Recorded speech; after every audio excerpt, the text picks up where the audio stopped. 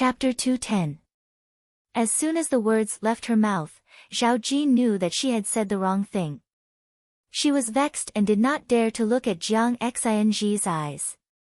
No matter how brave a girl was, when facing her sweetheart, she would always be a little shy. However, the situation in this place was not right at all. Zhao Jin simply wanted to cry. She stared at the huge black bear and said, "In any case, it is too late to say anything now.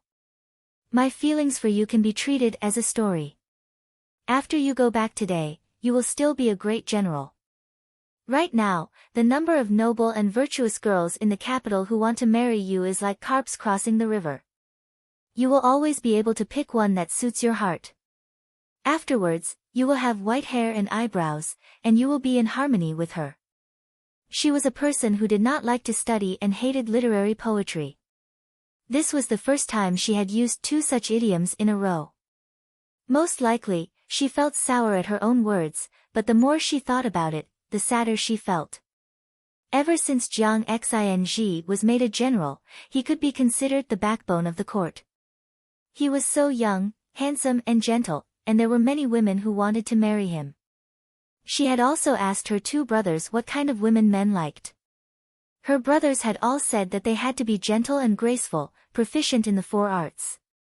It would be best if they had a weak and pitiful appearance. Zhao Jin thought about how she had stabbed a straw doll in the courtyard with a spear and felt even more disheartened. Now, she had wanted to quickly persuade Jiang Xing to leave, but when she thought that Jiang Xing could really be in love with a weak and lovely woman, she felt even more sour in her heart. She sniffed and the rims of her eyes immediately turned red. But she still stubbornly raised her head and forced back her tears. She said, "Since we are not fated in this life, it is better to turn my feelings for you into friendship. If I can die for a great general like you in this life, I will have no regrets. Previously, we were together in the southern frontiers camp, and now we are facing such a situation together. We can be considered friends of life and death." Jiang Xing's heart had softened after hearing Zhao Jin's words, and seeing her red eyes, he felt his heart ache. Who knew that when Zhao Jin said this, Jiang Xing's face darkened again. What was this? What kind of feelings become friendship between friends?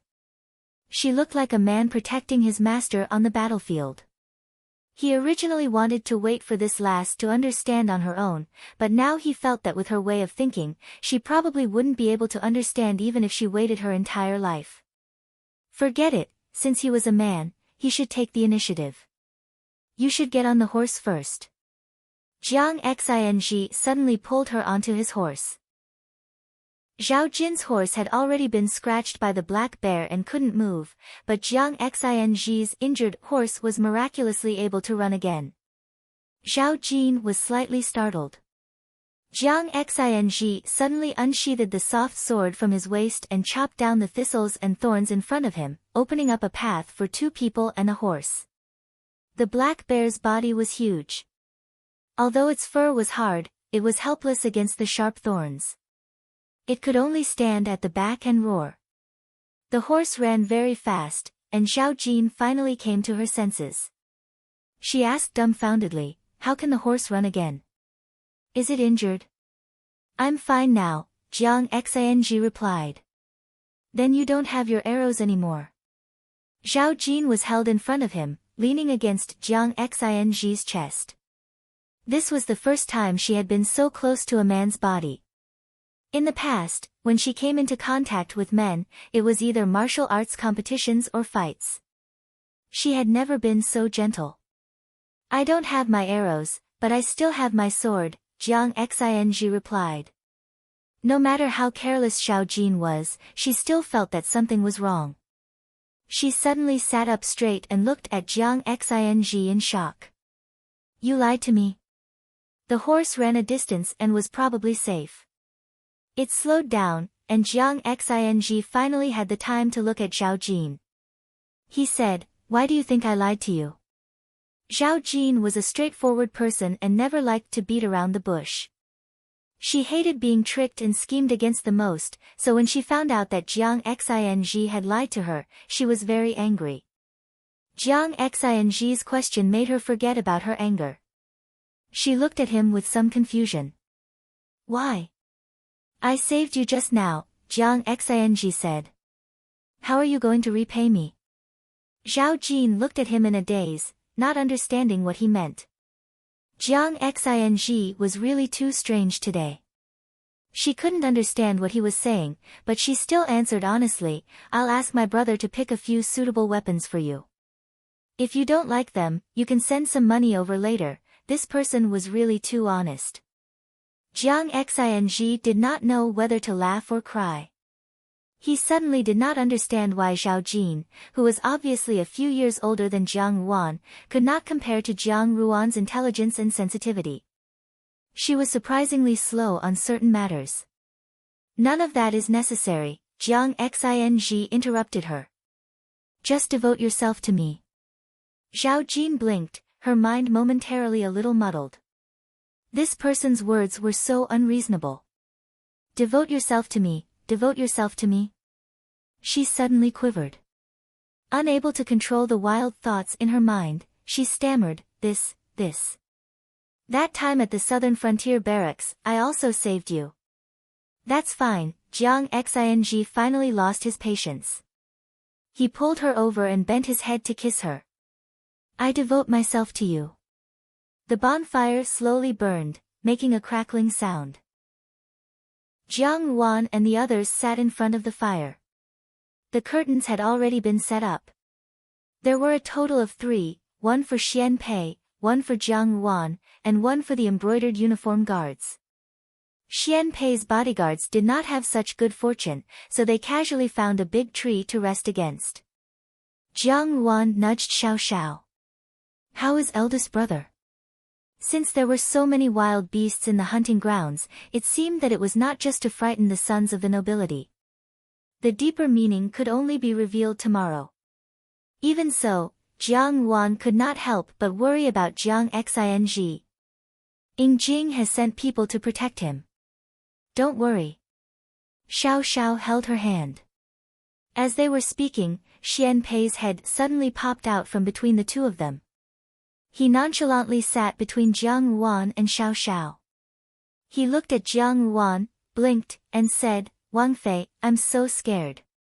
Fortunately, Xian Pei's bodyguards were sitting far away and did not hear Xian Pei's words. Otherwise, they would have been so shocked that their eyeballs would have fallen out. Even so, when the embroidered uniform guards heard Xian Pei's words, they all widened their eyes. This child usually looked calm and steady, like a second Xiao Xiao. He was also the most unfathomable. To show weakness to Jiang Ruan without any scheming. How was he behaving like a prince? He was practically like a nestling up to its mother. Jiang Ruan liked Xian Pei the most. Even though Xian Pei had changed the way he addressed her, Jiang Ruan still treated him like she did in her past life. She immediately stretched out her hand to stroke Xian Pei's hair and said, Don't be afraid, I will stay here to protect His Highness. The jaws of the embroidered uniform guards dropped again. Although Jiang Ruan usually looked gentle, everyone knew that she was not someone to be trifled with. Her gentleness on the surface was merely courtesy, but in reality, she was as cold as their master. Even their master did not seem to have received such a gentle smile from Jiang Ruan. It was simply capable of melting a person's heart. His gaze was filled with love, causing everyone's hair to stand on end when they looked at him. Jean San said, How is young madam looking at His Highness? She's clearly looking at her son. When I was on a mission, the aunt next door looked at her family's daimyo in this way. Perhaps His Highness has inspired her to want to be a mother. Jean Eyre touched his nose. Does young madam want a child of her own? This 13th Highness is very cute, young madam will probably like him. Jean C shook his head, that's not right. With young madam and master's appearance, a child born from them will definitely be much better looking than 13th Highness. Jean 1, who had been watching from the sidelines, unhurriedly said, that will still have to be born. Everyone was silent for a while before Jin-san said, "It seems that young master still needs to work hard. Even if it's for young madam's sake, we can't just sit back and do nothing. Sai, when we get back, let's talk to old Lin, he will definitely have a way." Jiang Wan, who was sitting in front of the bonfire, obviously did not know that the embroidered uniform guards had seen her warm treatment of Xian Pei and that it had already become evidence that Xiao Xiao was incapable. She and Xian Pei had a deep relationship, so in Xiao Xiao's eyes, there was nothing inappropriate. Ever since Xiao Xiao knew of Jiang Ruan's past, his view of Xian Pei had changed a lot. Sometimes, he would even specially instruct the secret guards in the palace to take care of him. However, Xian Pei clearly did not understand his cheap father's good intentions. As soon as he saw Jiang Wan and Xiao Xiao together, he felt a sense of loss, as if something important to him had been taken away. So, when he saw Xiao Xiao's unmoved appearance, he said, "Xiao Wangye is indeed full of spirit and jade today. Just now, I saw that there was a sumptuous game. Presumably, tomorrow's champion should be you. Have you thought of asking Imperial Father for some good luck?" Without waiting for Xiao Xiao to speak, Xian Pei continued, "Are you going to ask Imperial Father for some beauties? Recently, the palace has recruited a new batch of beauties. Perhaps this prince has heard that the Yao family's daughter is also deeply in love with you. Coincidentally, this prince sees that she is also here today. Why not take advantage of this opportunity to ask for her?" His words were half teasing and half serious, making it difficult for people to understand his meaning. When the embroidered uniform guards heard this, they all secretly cursed this child for being too bratty. Without any rhyme or reason, he actually came to disturb the relationship between husband and wife. In the eyes of the embroidered uniform guards, it was like this, but in Jiang Ruan's eyes, it was not. She had lived together with Xian Pei for many years, so she was very clear about Xian Pei's thoughts. Xian Pei's question was only to force Xiao Xiao to take a stand. It seemed that the matter of the Yao family's daughter was not small, and even Xian Pei was alarmed. Xian Pei was supporting her, afraid that she would be bullied by Xiao Xiao. Since the good luck is obtained by this prince, whatever this prince says goes.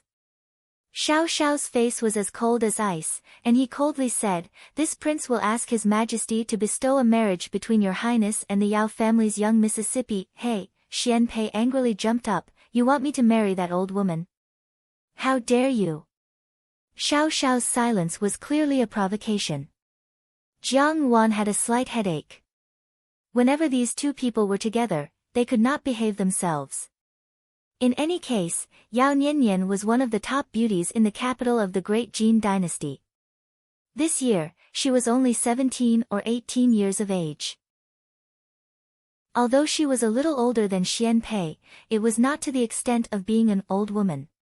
However, if Xian Pei really married Yao Niannian, Jiang Wan would always feel that it was wrong.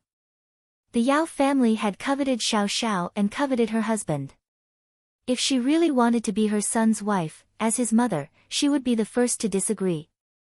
However, if Yao Niannian and Xian Pei really became imperial consorts, wouldn't they have to call her mother for life? When she thought of Yao Niannian and Xian Pei calling her mother, Jiang Ruan's expression became indescribably strange. "What's wrong with you?" Xian Pei saw that Jiang Ruan was lost in thought and touched Jiang Ruan's hand. This prince was only joking, Wang Fei must not be sad because of this. If Jining Wang dares to act recklessly, this prince will definitely not spare him. As for that nuisance young Miss Yao, unless her father no longer wants to mingle in the imperial court. Why does 13th Highness look like young madam's maiden family? Jin San thought about it and his expression changed abruptly. "Oh no, could it be that he covets young madam's beauty and wants to obstruct us?" The more he thought about it, the more likely it seemed. Jin San anxiously watched them. Jiang Ruan smiled. Xian Pei, on the other hand, was nervous. She walked to the side and rummaged through the luggage that Xiao Xiao had brought. She wanted to see if there were any snacks to give to Xian Pei, but she did not expect to see that there was actually a Jiao Wei zither in the luggage. The case of the Jiao Wei zither was very precious, yet Xiao Xiao had just casually placed it in the cloth bag. However, what surprised Jiang Yuan the most was that Xiao Xiao had actually brought this along with him. She asked, "You actually brought a zither?" Xiao Xiao grunted, "N." Jiang Yuan looked at the long and narrow zither case in front of her and suddenly felt that Xiao Xiao really respected old Lin from the bottom of his heart. She had originally thought that this zither was nothing more than a decoration. Who would carry a zither on their person in the hunting grounds? Xiao Xiao was not a woman in a brothel who played the zither and played with the moon. She was dumbstruck. She stared blankly for a moment before she recalled the rumors in the capital that Yao Niannian could also play the zither well. Suddenly, she picked up the zither case and walked to Xiao Xiao's side. "Since you have also brought it, why don't you play a song? I have never heard your zither before." Steward Lin had said that Xiao Xiao played the zither well. Jiang Yuan knew that Steward Lin would not lie about these things, but she was still very curious. In her previous life, she had never heard Xiao Xiao play the zither well. Her own zither was also not bad, but the Jiao Wei zither had always been slightly more difficult to play than other zither. It required extreme calmness of the heart. Ever since her rebirth, her entire body had been filled with hostility. How could she play the zither well? She tried to play as little as possible, lest the sound of the zither reveal her state of mind. Xiao Xiao was slightly startled. He had not expected that Jiang Yuan would make such a request. He glanced at Xian Pei, and then his gaze fell on the embroidered uniform guards not far away. Jean Eyre and the others hurriedly pretended to look at the flowers and did not meet his gaze. Xiao Xiao coughed lightly. "There are many people here. After we return to the Fu, could it be that Xiao Wangye does not know how to play the zither?" Xian Pei wished for the whole world to be in chaos. It is rare that Wang Fei would like to listen to the sound of the zither. This prince has heard that newlyweds play the zither together to achieve the beauty of harmony between the zither and the harp. However, looking at Xiao Wangye's appearance, I presume that he has never played the zither with Wang Fei and Wang Fei. No matter what, Wang Fei is still a woman. In this world, which woman does not wish for their husband to be in harmony with their zither? Xian Pei had a delicate appearance, but now that he was still young, he still looked somewhat childish. In the past, when he had been in the palace, he had always put on airs in his speech and mannerisms, and even that childishness had dissipated. However, in front of Jiang Yuan, he could not help but reveal a childish demeanor, which was the liveliness of a child his age.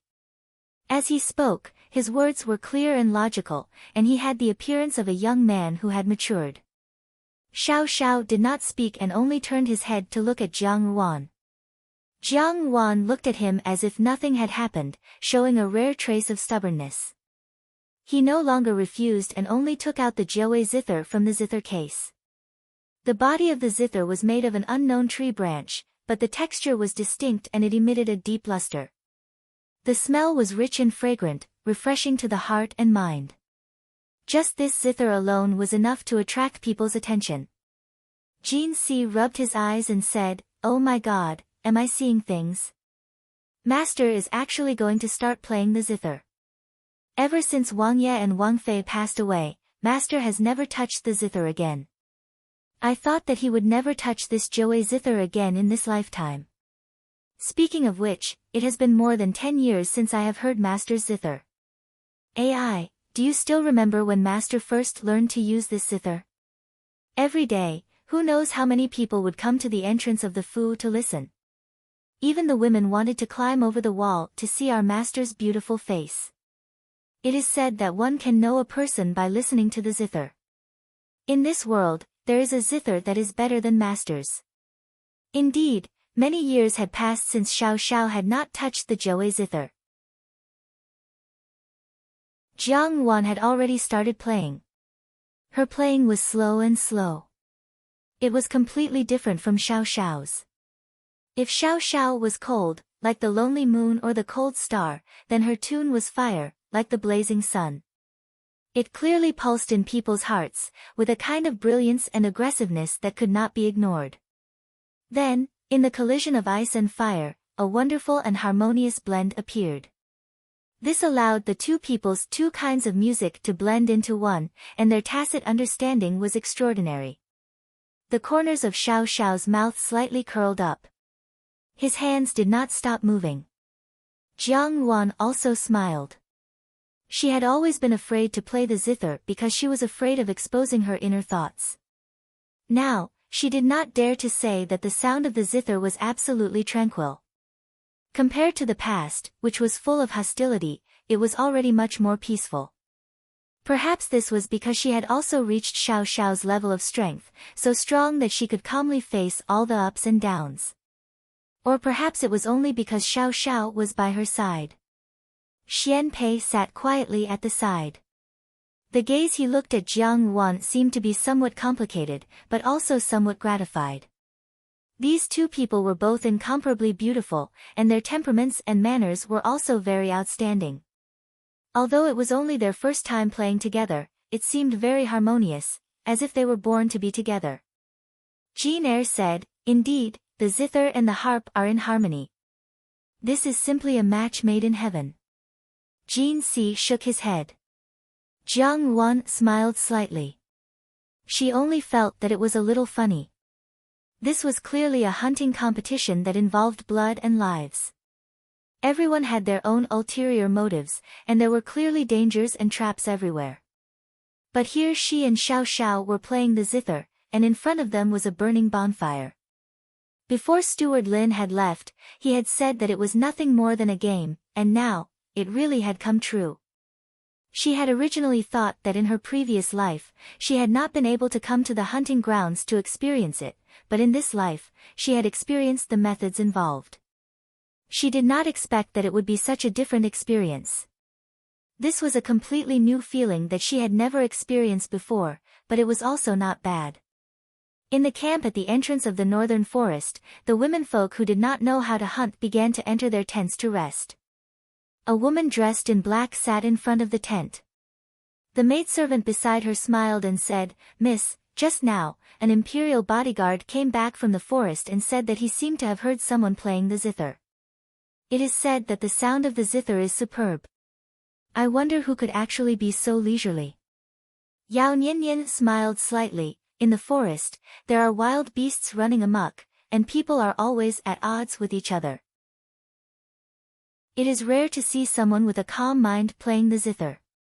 Since the sound of the zither is wonderful, it is even more so not an ordinary person. It is worthy of admiration. Who is this kind of person? The maidservant asked curiously, could it be His 8th Highness? His 8th Highness can be considered an outstanding person with a calm mind. Yao Niannian shook her head and smiled without saying a word. She only looked at the depths of the forest and sighed. There seemed to be some sadness in her gaze. Chapter 211. Early the next morning, Xiao Xiao, Jiang Yuan, and the others got out of the tent and returned to the direction of the camp at the entrance of the dense forest. Xiao Xiao had a good night's sleep last night.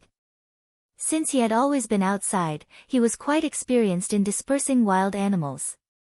In addition, he carried medicinal powder to prevent snakes, insects, rats, and ants from approaching, so nothing disturbed him. Today was also the time to go back and compare the game. The Emperor's prize was unknown to whom. The game that Xiao Xiao hunted was casually bundled into a pile and placed on the back of the horse. He was not interested in it, and Jiang Yuan had no interest in the so-called prize. Rather than saying that they were hunting, it was better to say that they were having fun. There was not much game, but each one was a little special. When they returned to the camp, they found that many people had already returned, and they were all fruitful. Seeing the couple return with Xian Pei, everyone could not help but be somewhat surprised. Xian Pei explained the matter to the emperor. Hearing that there were fierce beasts in the forest, the emperor also frowned and immediately sent someone to interrogate the official in charge of the hunting grounds. Jiang Yuan pondered. The emperor's actions clearly indicated that he had not heard anyone report this matter earlier. This meant that the wild beast had not encountered any other noble hunters, and was clearly coming for them. Presumably, the wolves that Gu Yi had encountered were only because he happened to be walking in front of Xian Pei. Just as she was thinking, Jiang Xing and Zhao Jin also returned. Gu Yi followed behind them with the rest of his entourage. Zhao Jin and Jiang Xing's relationship was not as strange as before. It was much more natural. Jiang Xing dismounted and walked to the emperor. Most likely, he was also talking about the wild beast. The emperor's face sank, and his previous relaxed expression was swept away. Jiang Ruan's gaze fell on the few beauties sitting leisurely in front of the tent. Wang Lian, was dainty and gentle, and her whole body exuded a faint scholarly aura. Mu Shiro was as cold as ice, and as beautiful as a peach. As for Jiang Dan, she looked at the people around her with a smile, as if very satisfied with the good atmosphere today. Jiang Ruan silently looked away. Jiang Dan had racked her brains to create such a scene, releasing the wild beast only for the few of them. But she also deeply understood that the wild beast would not kill them, so there must be a purpose. Jiang Ruan could roughly guess one or two things, but her gaze circled around the group of people who had returned. In her heart, she understood. If that was really the case, then this time, Jiang Dan's gamble was really too big. He saw a man stumbling over from afar. That man was covered in blood and could be vaguely identified as a palace guard. When such a bloody man appeared, many of the women present immediately screamed in panic. The emperor's imperial bodyguards hurriedly stopped that person. That person seemed to be unable to hold on any longer and fell to the ground. Only then did everyone see clearly that there was an arrow in his back that had pierced through his chest. It was obvious that he would not survive. When he raised his head, people could see that he was the crown prince's bodyguard. In the next moment, the dying man spat out a few words with difficulty, "Save. Save the crown prince." After saying that, his head tilted to the side and he died. The emperor was shocked. After so many years, although the crown prince had no virtue or talent, he only had an empty title. The world could not be handed over to such a person. Sooner or later, the crown prince would have to be replaced. However, among all his sons who each had their own ulterior motives, the crown prince was at least the one who was not shrewd. In the palace, he originally had a lot of children. However, those who were slightly more naive had all died in all kinds of open spears and hidden spears. The crown prince was his eldest son and also the son of the empress. Towards the crown prince, the emperor always had some affection. Therefore, after so many years in the palace, although he gave him the cold shoulder, he did not abolish his position as the crown prince. Sometimes, he even ordered his subordinates to secretly protect him.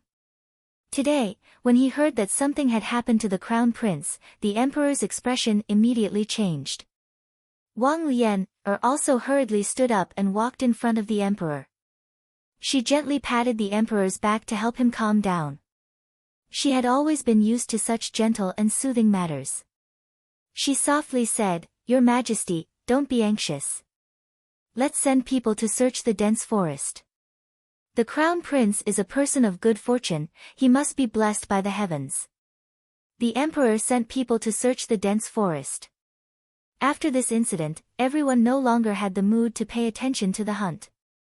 Now that something had happened to the crown prince, everyone secretly prayed that the crown prince would be fine. They hoped that the emperor would not be enraged and implicate him. After a short while, the searching royal guards returned. One of them was carrying the crown prince, who was on his last breath. When the emperor saw this, his face darkened. The crown prince was covered in blood. The leading guard hurriedly said, "The crown prince is seriously injured. Your Majesty, the guards around the crown prince have all been killed. It seems like he was ambushed. What are you waiting for? Hurry up and call for the imperial physician," the emperor shouted angrily. The accompanying imperial physician hurriedly stood up. The guards carried the crown prince back to the bed in the tent. The imperial physician went in for a while and came out again. Everyone looked at him, not daring to breathe. The imperial physician wiped the sweat from his forehead and immediately knelt down. He said, "Your Majesty, this official is useless. The crown prince's injuries are too serious. The arrow pierced through his chest. I'm afraid he cannot be saved." "Nonsense." The emperor kicked the kneeling imperial physician to the side and said angrily, "We will only give you one way out. If you can't cure the crown prince, then don't keep your head. We did not raise you to listen to the words unable to be saved." The old imperial physician had no choice but to return to the tent, trembling. However, they did not have many medicinal herbs with them. The crown prince's injuries could not be delayed, so they had to return to the palace first. The emperor was furious. No one had expected that the hunt, which was supposed to be a good omen, would end up like this. The emperor flicked his sleeves and left, leaving a group of bewildered people looking at each other in dismay. The smile on Xian Li's lips was like a spring breeze. He looked meaningfully at Xian Hua beside him and sighed, "Fifth brother, it is a pity that something has happened to the crown prince." Xian Hua returned a smile and said with a hidden meaning, "Yes, it is a pity." Jiang Wan lowered her eyes and quietly looked at Jiang Dan, who was not far away. Jiang Dan seemed to feel her gaze as she turned her head and smiled at Jiang Wan. She seemed to be somewhat proud of herself. Xian Pei walked over from the side and frowned, "This woman is really an eyesore." Her methods were shoddy, her vision was narrow, and every time she made a vicious move, she was like a poisonous snake. Sooner or later, she would become a scourge. "Don't worry," Jiang Dan's eyes flashed with a strange brilliance, "very soon, she will not be an eyesore." A strange atmosphere pervaded the palace. Ever since the crown prince, who was on the verge of death, was carried back, the emperor's expression was colder than ice in June. Only then did the servants in the palace realize that the emperor, who usually did not seem to care much about his eldest son, was actually very attentive. This time, the crown prince had met with mishap because someone had set up an ambush in the dense forest. The other party was extremely arrogant and did not put the emperor in their eyes at all. However, as to who the mastermind was, there were different opinions in the imperial court. Now, the 5th prince and the 8th prince were secretly competing, and there was also the 13th prince whose abilities were unknown. Each of these people could have wanted the crown prince to lose his life.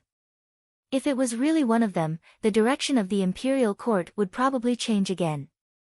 Not only the imperial court, but also the inner palace would not be peaceful.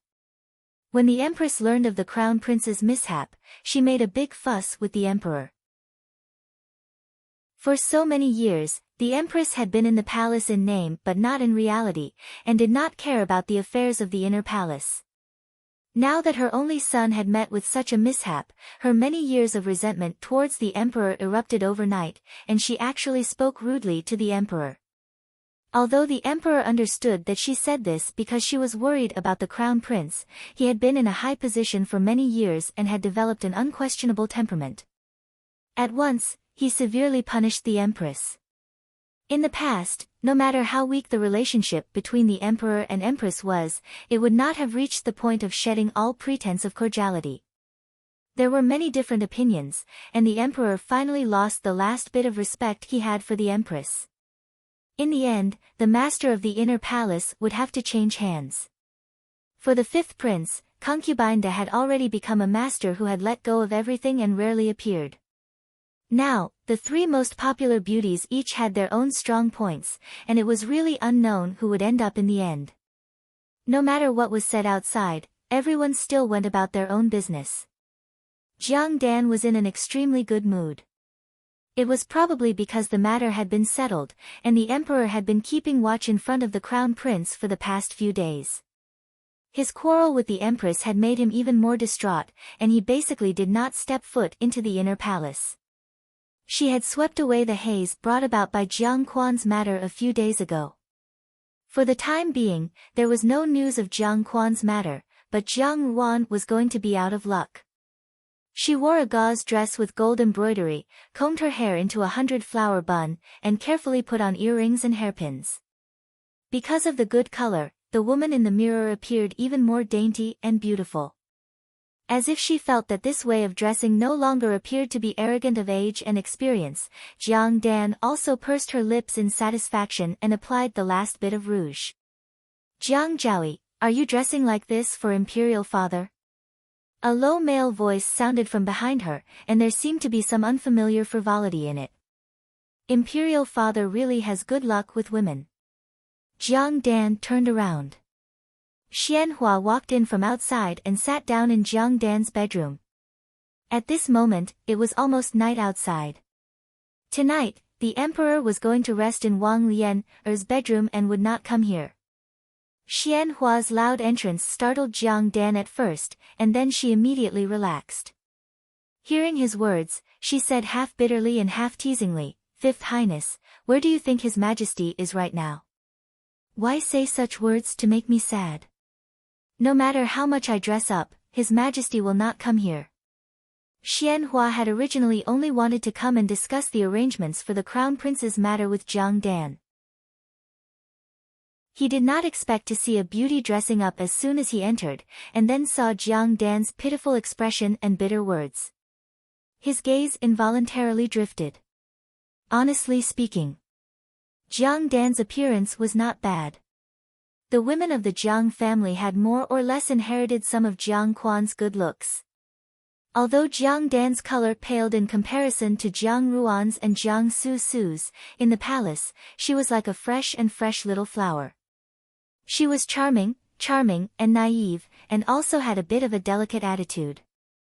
She was the most able to make men fall for her. However, no matter how moving she was still his imperial father's woman. Although Xianhua's behavior was preposterous in private, concubine Da's advice to him had finally played some role. He knew that some women could not be provoked, and some women could bring him a fatal disaster if he was not careful. Therefore, the ripples in his heart only lasted for a few moments before he put them away. He only said, "Jiang Zhaoyi is thinking too much. Imperial Father dotes on you a lot now." However, Jiang Dan noticed the flash of infatuation in Xianhua's eyes. She was somewhat pleased and pleasantly surprised. People were always greedy. When Jiang Dan first entered the palace, she had wanted to seek wealth and status, and to be a person above others. For this, she had sacrificed all her freedom as an ordinary young girl. After she had walked step by step to the position she wanted, she was no longer satisfied and wanted more. For example, her dissatisfaction with the emperor accumulated day after day.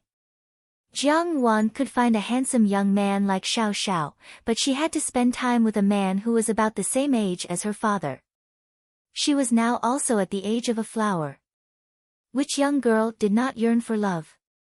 Could it be that she had to stay in the palace and guard an old man, watching her beauty wither like a flower? She was not reconciled to this. Xianli was too shrewd. Even now, Jiang Dan could not see through this person. Xianhua, on the other hand, was a little simpler. At this moment, looking at Xianhua, his appearance could be considered handsome. More importantly, he was so young, which matched her age. Jiang Dan thought absent-mindedly. Suddenly, her lips curled into a smile and she said, "No matter how much he dotes on me and shares it with so many women, when it comes to me, it is only a drop."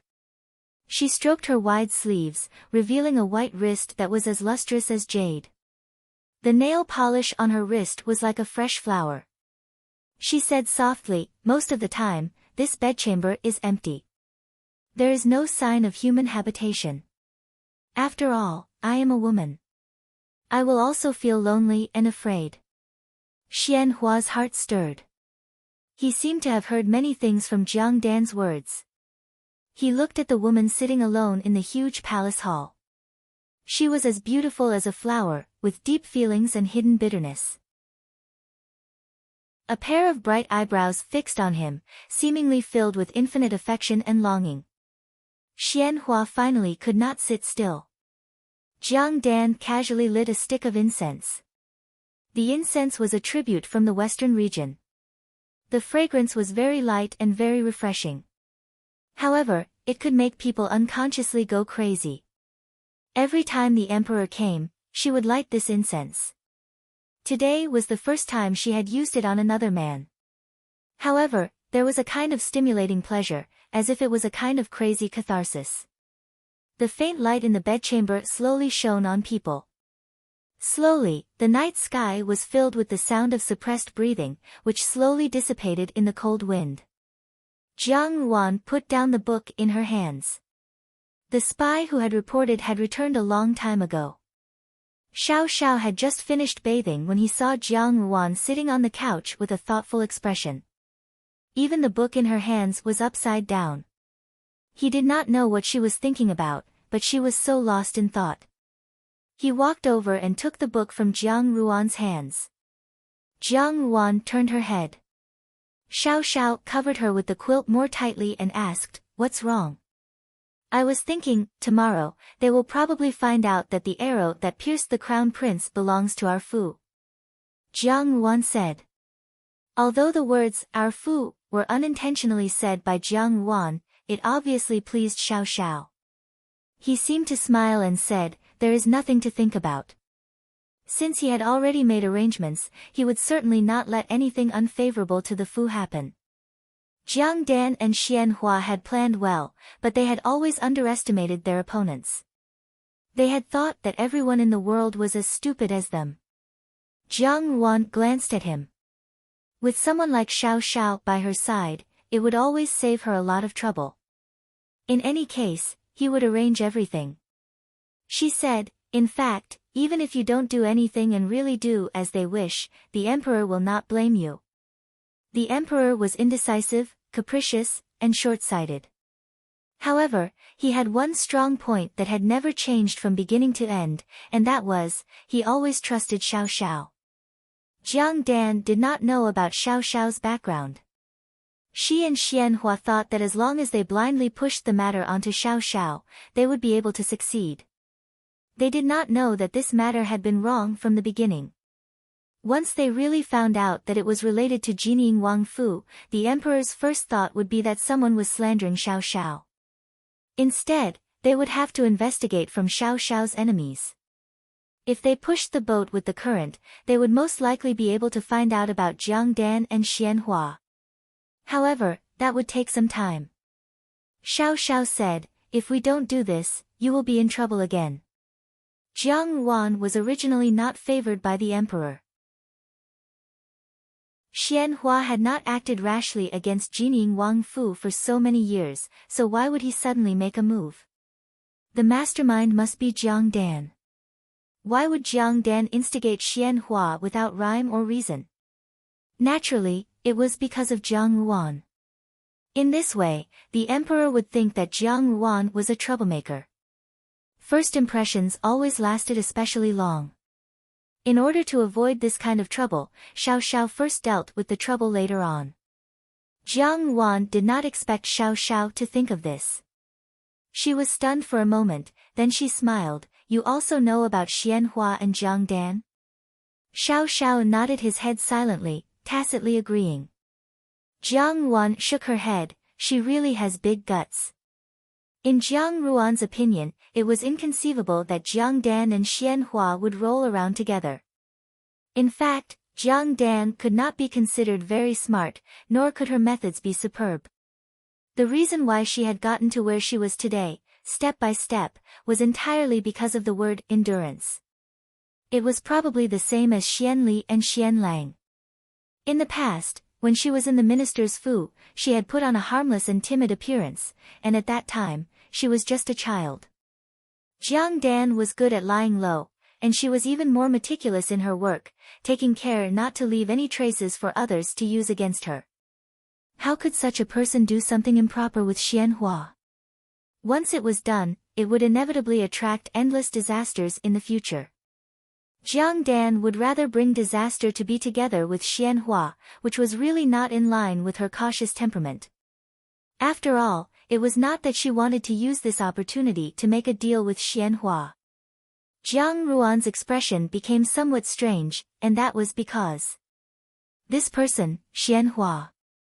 Jiang Dan probably did not like Xianhua, but Jiang Ruan had always heard of the romantic affairs of the imperial concubines in the depths of the palace who were unwilling to be lonely and seduced outsiders.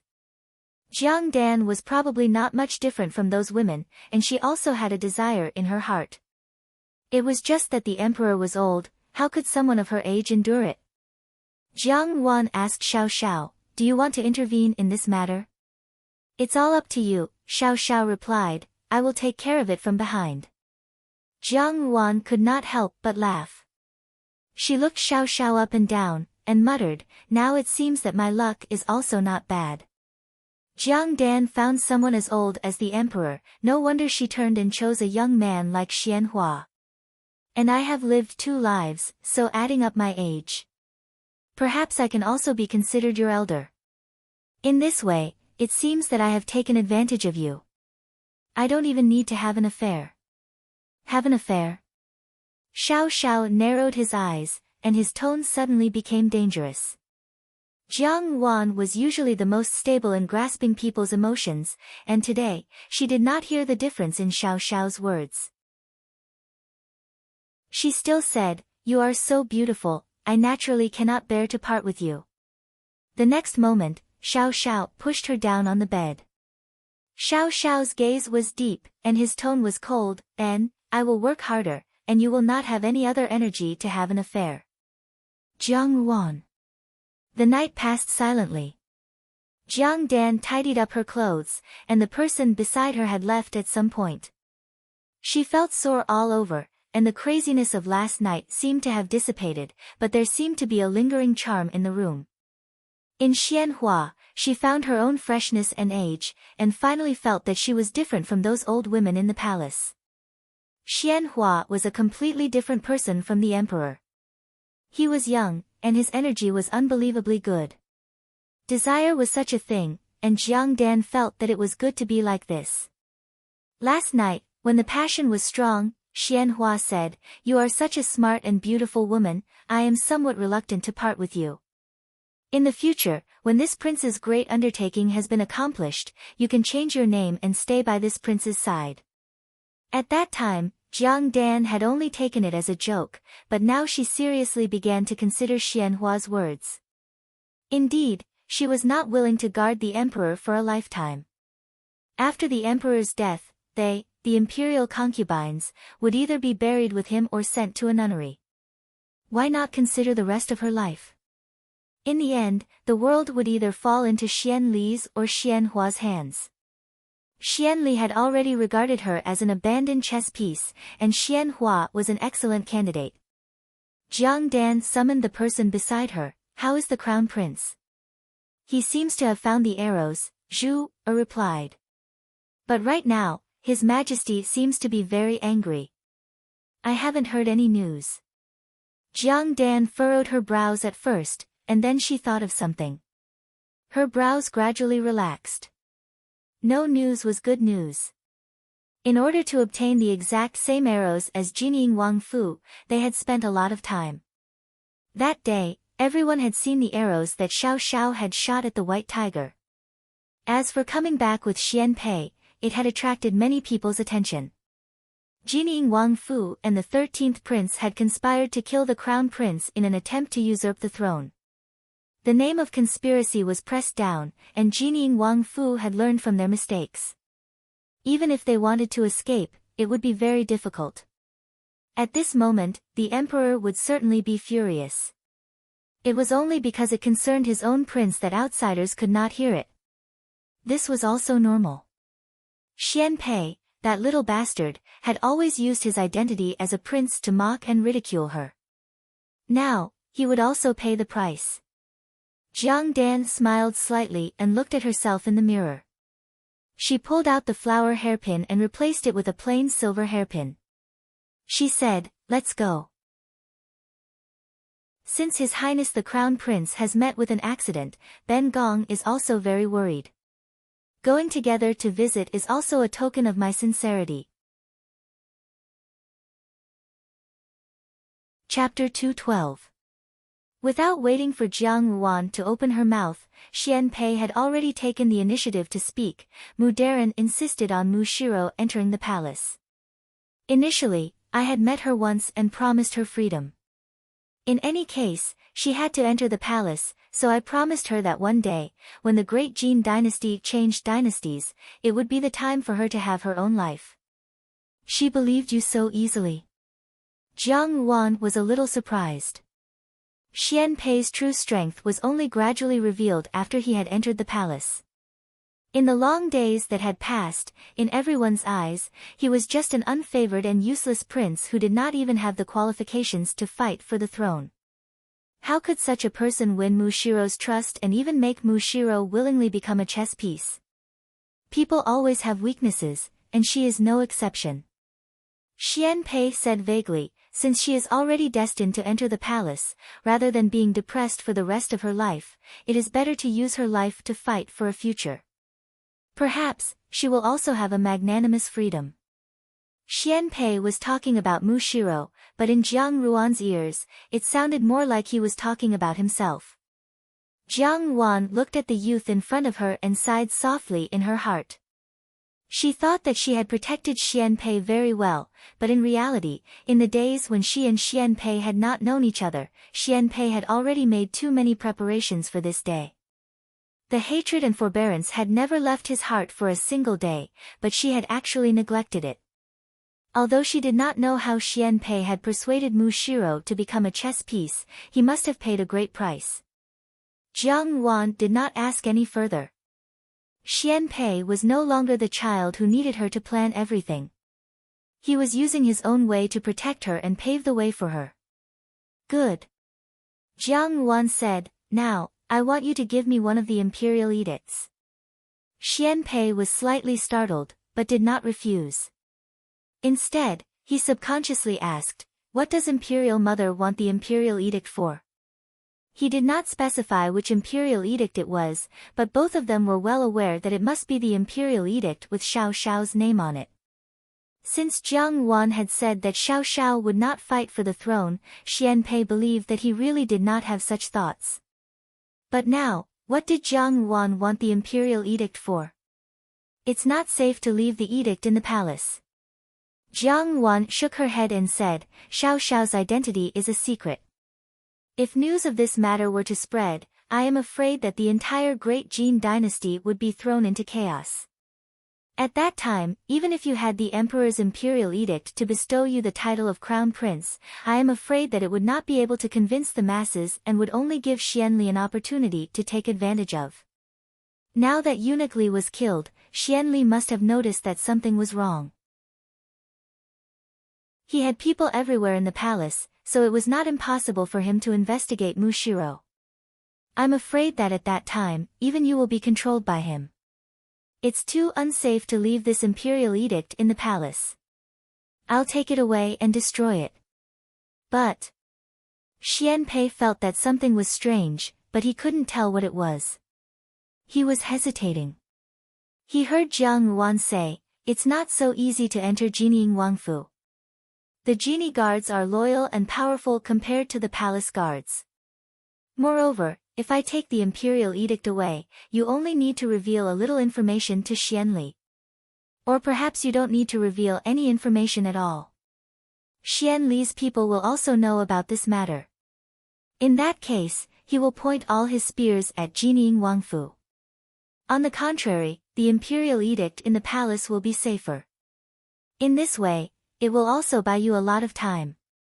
Xianli will also not have to watch you day in and day out. What she said was correct, but Xian Pei did not know that Jiang Ruan had cleverly substituted herself for Jining Wangfu. Indeed, Xianli might still lack some courage in dealing with Jining Wangfu, and Xian Pei was well aware of the strength of the genie guards. Even if Xianli wanted to make a move, he would have to carefully weigh the pros and cons. However, dealing with Jiang Ruan, especially when she had no protection, was much simpler. Jiang Ruan did not give Xian Pei the slightest chance to think clearly about the crucial moment and said, all right, take me to get the imperial edict now. Now. Xian Pei was somewhat astonished as to why Jiang Ruan was so anxious today. Feeling somewhat wronged, he said, "Does Imperial Mother not want to stay here for a while longer? After taking the Imperial Edict, we will have to leave the palace. Today, there are still some things that need to be done." Jiang Ruan stroked his head. "Moreover, you have 2 Imperial Edicts here. Take advantage of the fact that it is not too late to bring them back. There have been some unforeseen events in the palace, so I have to return to the Fu to think things through. As for you, Pei, for the next few days, you must not act blindly without thinking. No matter what happens, just remember to let nature take its course. If there is any decision, remember to discuss it with Xiao Xiao. Do not be rash." Xian Pei curled his lips. "Why should I look for him?" Seeing Jiang Ruan's serious expression, he lightly coughed twice and said, "I understand. If there is anything, I will definitely think of a way to discuss it with him." Jiang Ruan then smiled. "All right, let's go." Countless pairs of eyes in the palace were staring at the southern Yuan. Under such circumstances, Xian Pei was still able to control the direction of the current situation without batting an eyelid. On the surface, it seemed that Xian Li had the upper hand, but in reality, the person who shared the emperor's bed was someone Xian Pei had arranged. Xian Pei responded to the myriad of changes by remaining unchanged, which was the safest method. In this game of chess, whoever knew more had a greater chance of winning. Obviously, Xian Li knew too little. Mu Shiro was the clearest about where the emperor had placed the imperial edict. Speaking of which, it was very ironic. Since ancient times, the emperor had been the most suspicious. Towards Mu Shiro's coldness and the emperor's displeasure, the emperor instead thought that she was the most sincere. The older they got, the more they distrusted the people around them. Those gentle whispers, they were deeply afraid that they contained hidden arrows. Mu Shiro was out of place among them, and instead, she became the emperor's most trusted person. The imperial edict was placed in Mu Shiro's hands. Mu Shiro did not interact with the inner palace or the previous court. No one would have thought that such an important thing as the imperial edict would be known by a woman. In the end, Jiang Ruan still received the imperial edict under Xian Pei's arrangements. In front of Xian Pei and Mu Shiro, she unfolded the imperial edict without a care and roughly scanned it. Her heart was slightly at ease. Sure enough, Xiao Xiao had been appointed as the crown prince. It even clearly stated that Xiao Xiao was the son of Crown Prince Hongxi. This imperial edict was as heavy as Mount Tai in her hands, but Xian Pei did not care. It was only after Mu Shiro left that he hesitantly asked, "Imperial Mother, if we do this, will it bring trouble to Jinying Wangfu?" He did not want to care about the life and death of Jinying Wangfu, but Jiang Ruan was now Jinying Wangfei. They were bound together for good or bad. If there were any problems with Jinying Wangfu, Jiang Ruan herself would also be implicated. Therefore, Xian Pei had to compromise for the sake of Jinying Wangfu.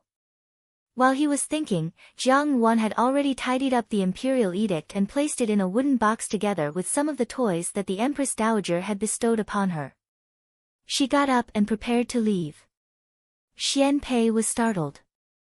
On one hand, he felt that it was a pity that Jiang Ruan did not stay for long before she left. On the other hand, he was surprised that she had placed the imperial edict so carelessly.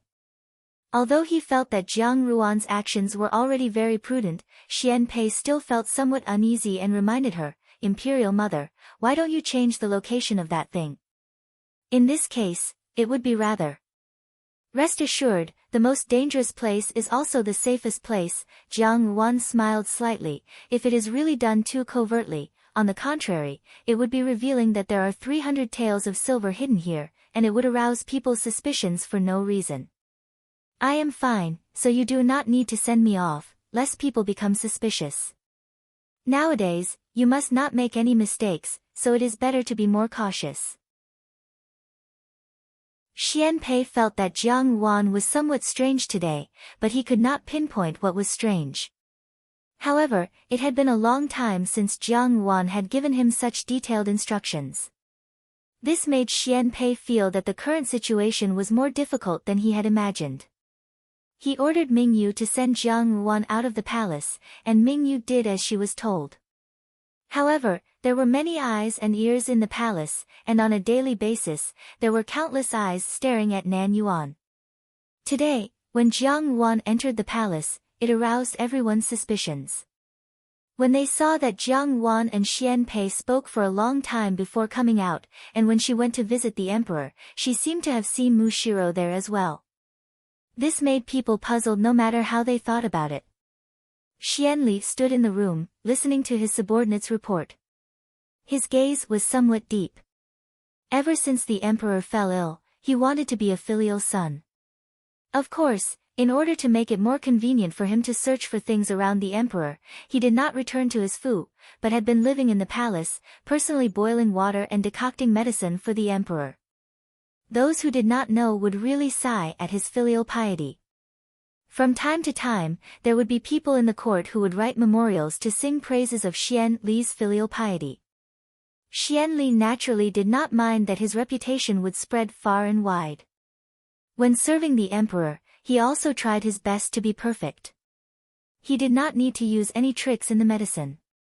Even Xia Qing could not do anything about the illness, so there was no need for him to do anything. However, Xian Li furrowed his brows tightly. Originally, he had thought that as long as the emperor continued to sleep like this until he died, it would be the most perfect method. However, looking at it now, the emperor's illness did not break out at the right time. Up until now, he still had not found that imperial edict. The emperor had long written the imperial edict, and that imperial edict did not have his name on it. This was something he had long guessed. Later, he had confirmed this point from eunuch Li's mouth. There was no one who knew a son better than a father, and there was no one who knew a father better than a son. Having been father and son with the emperor for so many years, Xian Li had already forgotten when he no longer saw the emperor as a father, but as an opponent and a stumbling block. In all these years of fighting in secret, he had never been able to stand on the upper hand. Xian Li was very clear about the emperor's secret care and protection for the crown prince. Because of this, he could not carry out a better plan. Sometimes, Xian Li also did not understand. The emperor clearly disliked the crown prince. The crown prince was incapable and without virtue, so why did the emperor protect him and not let him give up that position? Anyone could see that the emperor was keeping the crown prince because he temporarily did not want anyone to take that position. Who was he keeping the position of crown prince for? Xian Li had always thought that among the princes of the great Jin court, only he was the most qualified. But he also clearly felt that the emperor admired him, praised him, always encouraged him, and treated him extremely well. But in his heart, he had never thought of letting him sit in that position. Xian Li did not understand, and then he was unwilling. Under the suppression of these emotions, he had already become incomparably twisted. In the struggles in the palace, he had eliminated every possible threat, but in the end, the emperor still had no intention of making him the crown prince. He finally gave up the last shred of mercy in his heart and drugged the emperor's food. Since ancient times, regicide, patricide, and usurpation of the throne were not uncommon. Xian Li was no longer the person who had been conflicted over this decision. He calmly believed that this was the right thing to do, that this was the best method. In this world, if you wanted something, you would snatch it, and you would fight for it. He had always been the most patient and outstanding hunter, and would definitely have the last laugh. Unfortunately, halfway through, Xian Pei had appeared. From an incompetent and good-for-nothing prince to an opponent who could stand up to him as an equal, every time Xian Li faced Xian Pei, he would feel an uncontrollable anger and malice in his heart. In the beginning, in his heart, Xian Pei was not even qualified to be an opponent. But now, the emperor actually had the intention of making him the crown prince, and Xian Pei had even obtained the support of Jining Wang Fu. How could Xian Li feel good in his heart? If he could, he would have already hacked Xian Pei into 1,000 pieces. Just now, his subordinate had come to report that Jiang Wan and Xian Pei had stayed for a long time, and he had some suspicions in his heart. When he heard that they had gone to see the emperor together, and that Mu Shiro had also been there, a conjecture emerged in Xian Li's heart. In this world, the safest place to keep an imperial edict would undoubtedly be in Jining Wangfu. Perhaps the civil and military officials would say that the imperial edict taken out from Jining Wangfu was not convincing at all, because this was simply a house of rebels and traitors. But only Xian Li knew that the emperor had always trusted Xiao Xiao 120%, and that trust sometimes made him feel jealous. In the past, Xian Li had even thought that the emperor and Xiao Xiao had some kind of blood relationship, but the spies that he had sent later had not found anything. Xian Li clearly knew that the emperor had never doubted Jining Wangfu. Therefore, that imperial edict could really be in Jining Wangfu. As long as he thought about it, Xian Li could not help but feel a little irritated. If he knew where the imperial edict was, the next step would naturally be to snatch it back. But what kind of place was Jining Wangfu? It was not a place that people could easily get close to. The spy also said, just now, when Jining Wangfei entered the southern Yuan, she also brought the Empress Dowager's reward. Xian Li's subordinate spies had always been proficient in this field, so naturally, they would not miss the slightest detail. Bringing the Empress Dowager's reward to the southern Yuan was not a big deal, perhaps Jiang Wan wanted to select some reward for Xian Pei. But to mention this matter here, it seemed to have touched a chord in Xian Li's heart. Could this be a way to conceal it? Immediately, Xian Li shook his head. How could it be? Even if someone really came to retrieve the imperial edict, Jiang Wan should not have come alone. Xiao Xiao would be more likely. How could she have come so carelessly and so brazenly? But, what if this was her cover? Xiao Xiao and Xian Pei did not have much interaction. If Xiao Xiao came, perhaps it would be the real confirmation that the imperial edict was in Jining Wangfu. In order to avoid such a thing from happening, Jiang Wan had concealed the whereabouts of the imperial edict and made a risky move. She planned to come to the most dangerous place, which was also the safest place. So what? Xian Li's gaze was heavy, already immersed in his own thoughts. However, he did not know that his road to death had already been led by the nose by Jiang Wan all the way here. Jiang Wan knew his suspicious nature, so she had followed the weaknesses in his character to set up this trap. If he let Jiang Wan go, Xian Li would be anxious and fearful. If he caught Jiang Wan, he feared that it would be like drawing water with a bamboo basket and exposing himself. Xian Li was at a loss. After thinking for a long time, he finally seemed to have made up his mind. He clenched his fists and said, "Go, send a letter to Dan Zhen. Now, there is an opportunity in front of her. Capture Jiang Wan and do not expose yourself." The subordinate received the order and left. Only then did Xian Li loosen his grip and stand with his hands behind his back. Looking at the clouds outside the palace walls, he slowly revealed a cold smile. So what if he could not act rashly? After all, there was still a good sword in front of him. Dan Zhen's hatred for Jiang Wan was deep to the bone, and Qi Man had been lurking in the capital for many years and was proficient in the art of concealment. Using the hands of these two people to kill someone with a borrowed knife was the most suitable. Most importantly, they would definitely succeed. Never underestimate a woman's jealousy. On the carriage back to the Fu, Lian Qiao and Lu Zhu sat on Jiang Ruan's right side, while Tian Zhu sat on Jiang Ruan's left. Perhaps Lian Qiao and Lu Zhu also felt the unusual atmosphere today. Although Jiang Wan did not say anything, after following Jiang Wan for so long, they could still catch some clues from Jiang Ruan's expression. At this moment, even Tian Zhu also showed a little nervous expression. Although Lu Zhu and Lian Qiao did not know what was going on, they also became nervous.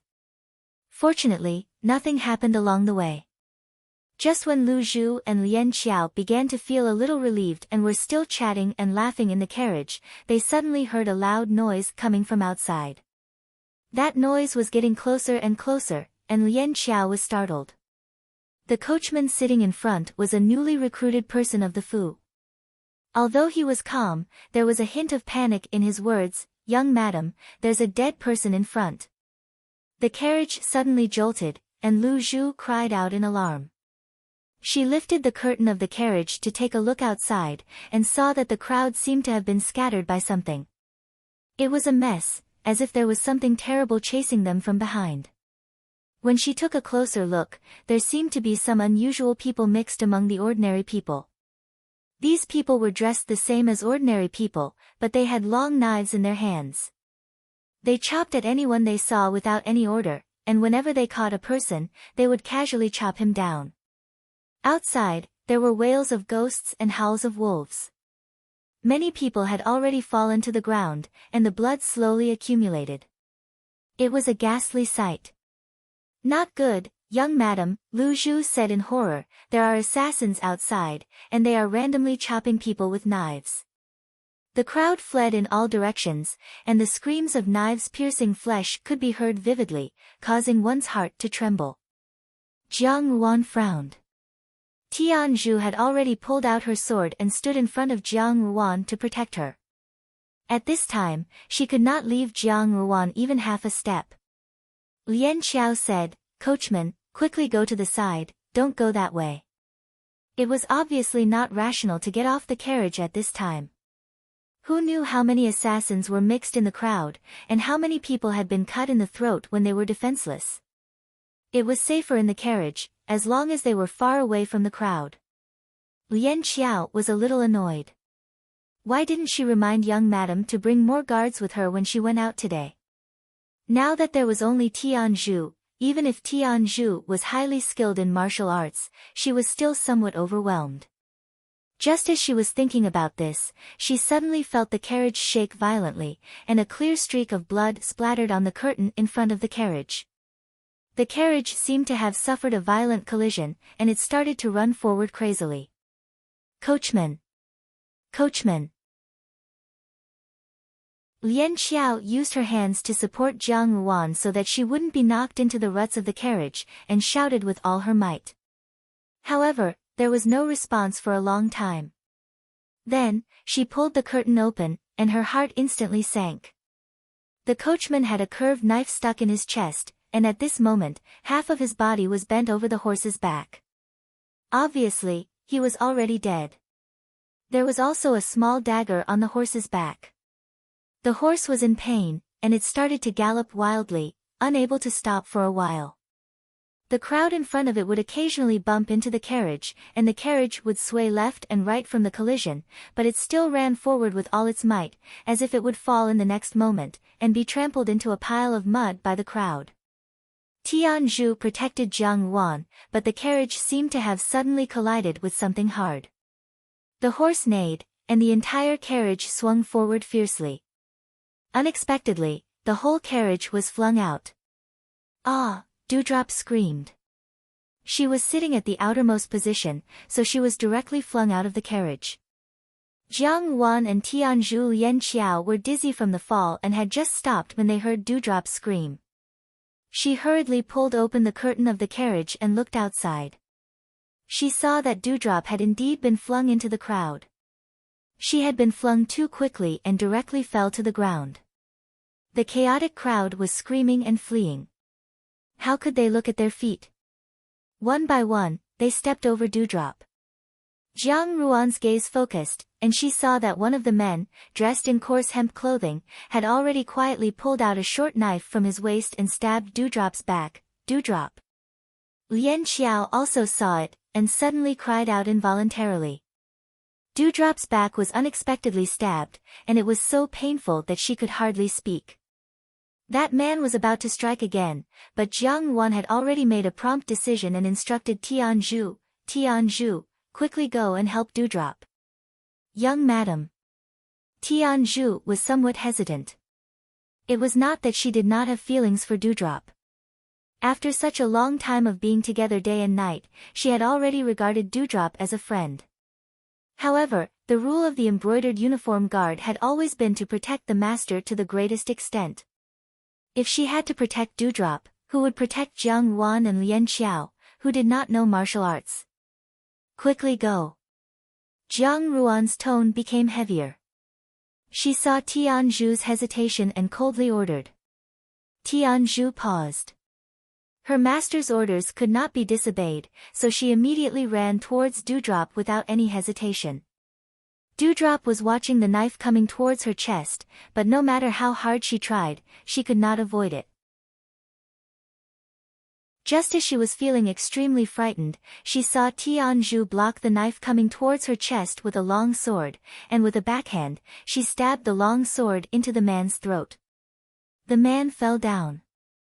Dewdrop looked at Tianzhu with lingering fear.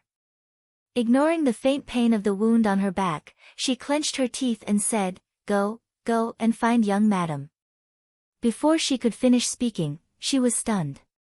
She saw that in front of the already dilapidated carriage, Lian Qiao's body was lying on the ground, and there was a ghastly smear of fresh blood. She did not know whose it was, but no matter how she looked, there was no sign of Jiang Ruan. "Oh no!" Tianzhu said.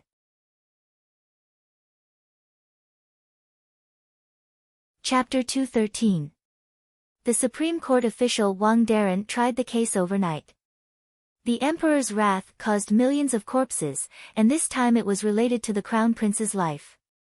If the person behind it was not caught, he would lose his head. However, hard work paid off. Finally, someone revealed that when Wang Darren investigated the evidence, he found some clues on the arrow that injured the crown prince. The arrow was cast with good black iron, and the arrowhead was covered with dense barbs. Such an arrow was more powerful than an ordinary bow and arrow. Under the heavens, this kind of arrow was commonly used by the guards of the Jining Wangfu in the capital. As soon as this remark came out, the palace seemed to explode. It was said that the emperor had rushed to the Supreme Court to personally try the case. Jining Wang and his wife would not be able to escape this time. The rumors that came out of the palace not only included Jining Wang and his wife, but also the recently popular 13th prince, Xian Pei. It was said that the reason why Jining Wang and his wife plotted to kill the crown prince was because they colluded with the 13th prince and wanted to take the opportunity to help the 13th prince ascend the throne. Although the words were reasonable, the situation in the court was tense. Even though Jining Wang has always been a person who is not afraid of the heavens or the earth, Hong and Junzhu has never been so insolent before. This matter became even more complicated and confusing. But no matter what everyone thought, the evidence on the arrow was irrefutable. As long as it was related to this matter, Jining Wang and his wife would not be able to escape unscathed. As for the 13th prince, once he was suspected, he would lose the emperor's favor. In the Palace of Compassionate Peace, Empress Dowager Ida tightened the Buddhist beads in her hand and slowly frowned. The arrow of Jining Wang's residence? Yes. Gugu carefully massaged the Empress Dowager's legs. I heard that His Majesty is very angry. He took people to the Supreme Court an hour ago and has not returned yet. Now the palace is very lively. There are more and more monsters in this palace. Empress Dowager Ida sneered, a cruel smile appearing on her face. Since they want to make trouble, let them make trouble. I'd like to see what will happen to you in the end. Empress Dowager means. Gugu Yang was surprised. Don't care about this matter. What are you worried about? Empress Dowager Ida raised her eyelids and looked at her, saying, do you think that Jining Wangfu is easy to provoke? I'm afraid I'll be swallowed whole before I even see the place to eat. In front of Lu Min was an open scroll, but his speech was incoherent. Finally, even Xian Pei could not stand it anymore. He lazily leaned back and said, Grand Tutor Lu, you misspoke the law again. Lu Min suddenly came back to his senses and said with some embarrassment, this humble subject is guilty, please punish me, Your Highness. You are my teacher after all. A teacher for a day is a father for life. How could I do such an unfilial thing? Xian Pei carelessly opened the teacup in front of him and took a sip.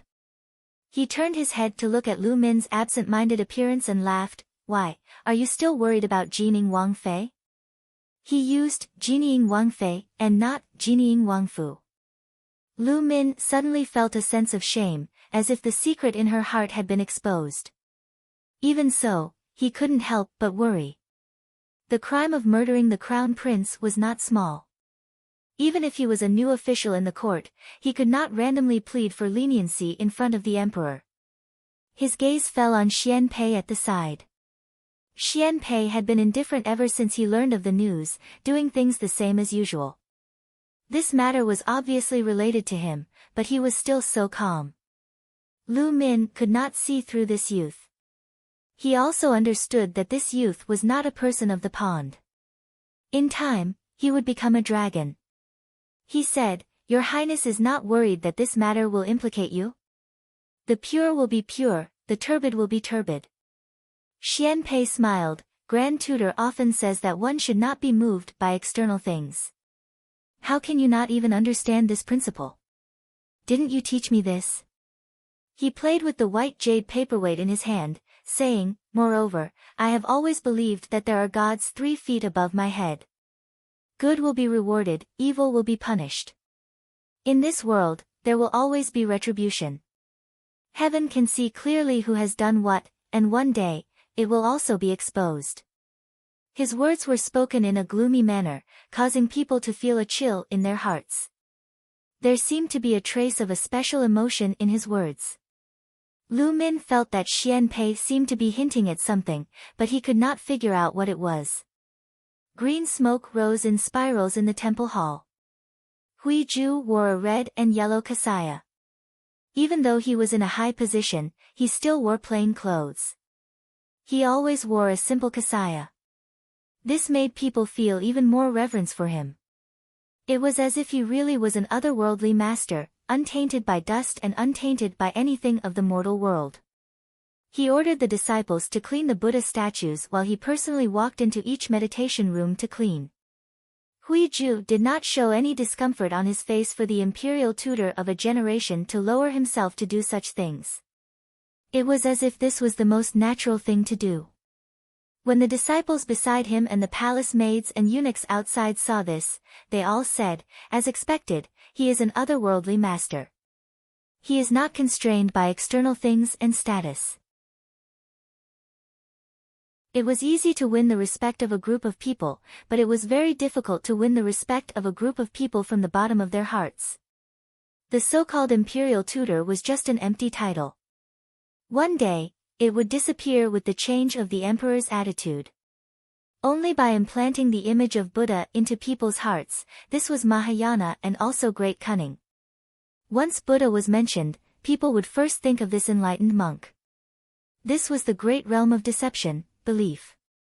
Hui Ju slowly walked past each meditation room. The meditation rooms were quiet and deep. The curtains blocked the noisy sunlight from outside, giving people a sense of tranquility. There were chess pieces and wooden fish on the chessboard. Sandalwood incense burned slowly in the shrine, making people feel peaceful. Every small meditation room was clean and tidy. It was really a good place for guests to discuss Buddhism and preach scriptures. Usually, no one would disturb them. Even if they were to preach for an entire afternoon, no one would come in. Hui Ju walked to the last meditation room and looked around. After a while, he finally moved a pot of flowers on the window sill to a corner of the room. The flower was as clean as an orchid. It had a long and elegant aura. Hui Ju lowered his head to look at the shrine where the sandalwood incense was burning. He waved his sleeve and seemed to add something to it. After a while, he pulled back his sleeve. Caressing the prayer beads in his hand, he slowly retreated. His expression did not change at all. It was as if he had only gone to tidy up the meditation room. Just as he left the meditation room, he saw a person already standing in the hall. He was dressed in luxurious clothing and looked proud and conceited. When he saw him, he only greeted him blandly. It was Xian Hua. Xian Hua had never believed in ghosts and gods. He was also quite critical of the matter of Hui Ju relying on some small tricks to ascend to the position of imperial preceptor. However, the emperor had steeled his heart to believe in Huiju. He could not go against the tiger's fur. However, he still looked down on Huiju. His attitude every time was not respectful. Ba. Benefactor has come to pay respects to Buddha again, Huiju said lightly. Fifth Highness, what a coincidence. A crisp female voice came at the right time. It was Jiang Dan. When she saw Xianhua, she also had an extremely surprised expression. She said, I had wanted to light incense to pray for His Highness the Crown Prince. I didn't expect to meet Fifth Highness again. To be able to meet Fifth Highness here every time, this is what the Buddhists call fate. Huiju lowered his head and did not speak. Jiang Dan was wearing a light pink and 12 tattered fairy long dress. It accentuated her graceful figure and revealed a large patch of snow-white skin in front of her chest. It made one's eyes stare straight. She smiled coquettishly. She also put her palms together and bowed to Huiju. She said, since it is so, I would like to finish the unfinished game of chess with Fifth Highness last time. Sorry for disturbing you again, Master, and taking up your meditation room. Benefactor, there is no problem. All beings are equal under the feet of Buddha. The Buddhist Dharma is the heart. All phenomena are without form. Huiju said some Zen words. Xianhua's expression showed some impatience. The little monk beside Huiju led the two into the innermost meditation room. After the two entered the meditation room, they closed the door. The meditation room was quite far from the main hall of the Buddhist hall. In reality, the meditation room here was empty every day. Everyone could light incense and pray, but to go to the meditation room to talk about Buddha, the people in the palace were busy with other schemes every day. How could they have the leisure? Huiju also would not take the initiative to mention to others who was in the meditation room. This was the only place in the palace where he could probably do whatever he wanted. What did you call me here for? Xianhua pinched Jiang Dan's face. He loved her smooth face so much that he could not bear to part with it. His hand was a bit heavy. It made Jiang Dan's snow-white face blush from his pinching. Jiang Dan pushed his hand away reproachfully. She said, don't move. Didn't I tell you to come and discuss what will happen after today? Discuss what? Xianhua's heart was itching. Jiang Dan's appearance was really lively. He could not help but think of the crazy night with Jiang Dan. This woman looked delicate and pure on the surface, but in reality, she was an expert in all kinds of things. Even someone like him, who had seen countless people, could not help but be absent-minded. She was a natural beauty. No wonder the emperor liked her. Jiang Dan noticed Xianhua's expression and could not help but feel a little proud. She deliberately blinked her bright eyes at him. Naturally it is to discuss how to bring down Jinying Wangfu. Now the news has spread in the palace. That arrow was indeed from Jinying Wangfu. After this, we just need to push all the blame onto the Shao family. Your Highness will have to put in some effort. This time, it is a good opportunity to eradicate the 13th prince and Jinying Wangfu together. Her words were tempting. Xianhua laughed and said, I already have a well-thought-out plan for this matter. What are you worried about? But the ancients were right. A woman's heart is the most poisonous. I see that you also hate this sister of yours to the bone. You can't wait to take this prince's hand to get rid of her. Having her thoughts seen through, Jiang Dan was not angry. Although Xianhua was impatient, he was not a fool. She used Xianhua, and Xianhua was not willing to be used by her. It was all because he could also obtain what he wanted from it. Rather than being used, it was better to say that it was an equal transaction. She said with a smile, could it be that because I am vicious, your Highness does not want me? She smiled faintly, her eyes like silk. Today, she had specially groomed herself, causing people's blood to boil. Xianhua's Adam's apple moved.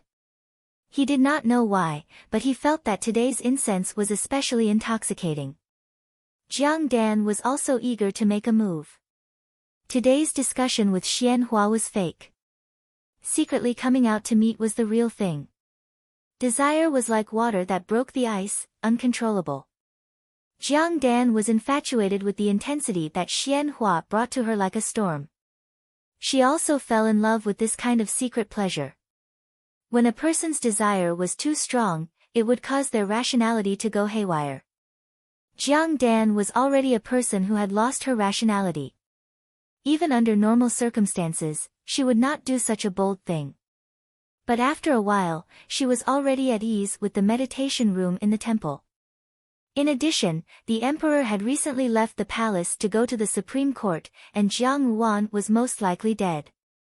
Fearless, for the first time, she took the initiative to ask Xianhua out. At this moment, the spacious meditation room suddenly felt cramped, and a hot breath was brewing in the air. Jiang Dan understood the predatory and wild look in Xianhua's eyes. She slowly leaned over, her soft waist like a willow swaying in the wind. Every step was graceful. She slowly stretched out her arms and hooked them around Xianhua's neck. However, at this moment, outside the temple, the emperor and his entourage appeared in the main hall like divine soldiers descending from the sky. Xiao Xiao and Jiang Ruan stood together while Xianli stood a short distance away. Wang Lian, carefully followed behind, obviously very fearful of the emperor's current expression. Hui Ju put down the wooden fish in his hand and greeted, "Amitabha, Your Majesty has come to pay respects to Buddha." The emperor waved his hand, and when he saw Hui Ju, his expression relaxed slightly. He said, "Today, we are not here to pay respects to Buddha. We are here to look for Lao Wu. I heard that he is here, why is he not here?" His Highness is paying respects to Buddha and coincidentally met Lady Zhao Yi. The two are currently discussing scriptures in the meditation room. Hui Ju's reply was neither servile nor overbearing, but the emperor was stunned. A prince and the emperor's concubine discussing scriptures, the people present were not fools. It was not like the emperor had not experienced this before, so he almost immediately thought in that direction. But he also felt that it was inconceivable. After all, this was an important place for Buddhism, so he was probably thinking too much. Moreover, Hui Ju usually did not get involved in worldly affairs, so it was not good for him to see through his thoughts. Thus, the emperor only thought for a moment before saying, "Take us to see them." Hui Ju bowed his head in agreement, and the few of them walked towards the meditation room. Xianli lagged behind and happened to be shoulder to shoulder with Jiang Ruan. He looked at Jiang Ruan with a smile and said, "Wang Fei has good methods. Will there be a good show next?" Likewise, Jiang Ruan returned a smile, "Isn't this show arranged by His Highness? Why are you still asking me?" Xiao Xiao quietly stood by Jiang Ruan's side, blocking Xianli's gaze from looking at Jiang Ruan. Xianli was not annoyed. He smiled slightly and followed the emperor's footsteps. When they reached the last meditation room, the little monk leading the way knocked on the door and said, "Benefactor, His Majesty has arrived." There was no sound from inside the door, as if no one had heard the knock. The little monk was somewhat flustered and said in a childish voice, "Master, this is the room." There was indeed no answer from the other side of the door, but there was a faint panting that seemed to be extremely painful and suppressed. The few people present immediately understood what was going on. Wang Lian, was shocked and subconsciously looked at the emperor's expression. Sure enough, the emperor's face was ashen, and the blue veins on his forehead seemed as if they were about to pop out. Someone had to open this door. Wang Lian, rejoiced in the emperor's misfortune and softly said, "He's probably lost in the discussion about Buddha. Why don't we go in and take a look first?" She then reached out and pushed the door open. "Aya!" Wang Lian, covered her face and retreated backwards. She accidentally stepped on the corner of her skirt and almost tripped. Jiang Wan helped her up, and only then was Wang Lian, able to stand steadily. She hurriedly thanked Jiang Wan, and with a trembling hand, she pointed towards the meditation room, simply too absurd. Everyone looked towards the meditation room. Sure enough, it was exactly as they had expected. No, it was even more erotic. They saw that the chessboard on the small table had been overturned and the chess pieces on it were scattered all over the floor. The floor was messily covered with clothes. Two people were hugging each other on the small table, and their shameful state appeared in front of everyone. They were obviously in a state of forgetfulness and did not seem to hear the footsteps of the crowd. Only when an unfamiliar cold air assaulted them and the fishy smell in the air gradually dissipated did the person at the top seem to understand. He suddenly turned his head, and when he saw the crowd, his face instantly turned deathly pale. The emperor looked at her coldly. At this moment, this gentle and charming woman, who had always appeared as free and unrestrained as a wild mountain woman compared to the other favored concubines, was now repulsive and shameless. It was not that the emperor did not have favored concubines who hooked up with the princes, but he had never gone so far as to do improper things in the meditation room. Shameless to such an extent. Your Majesty. Your Majesty. Jiang Dan suddenly regained her senses. The indifference in the emperor's eyes shocked her. She did not know this, but she also caught a glimpse of the cruelty of a ruler. She knew that even in an ordinary family, a wife who did not abide by the virtue of womanhood would be violated. Moreover, this was the ruler of a country. Jiang Dan's body could not help but tremble, and her heart almost jumped out of her throat. Jiang Dan had left before the lingering feeling of satisfaction after the gluttony had dissipated. Xian Hua was very dissatisfied, but when the cold wind blew in from outside, his hot body became slightly sober. When he heard Jiang Dan's words, his heart went cold. He turned around in disbelief and saw that the people in front of him had very interesting expressions. They looked at the two of them as if they were watching a monkey show. Shame, shock, fear, and anger welled up in his heart. Xian Hua, who had always relied on concubinage to succeed, was at a loss and stood rooted to the ground. He called out, "Imperial father," and then there was no more sound. The emperor finally could not stand it anymore. He quickly walked up and kicked Xian Hua to the side. He shouted angrily, "Unfilial son." His gaze slowly turned to the naked Jiang Dan. He suddenly sneered, "Beat this woman to death for messing around in the harem." "Your Majesty! Your Majesty!" Jiang Dan was so scared that her whole body was trembling. She regretted that she had flirted with Xian Hua at this time.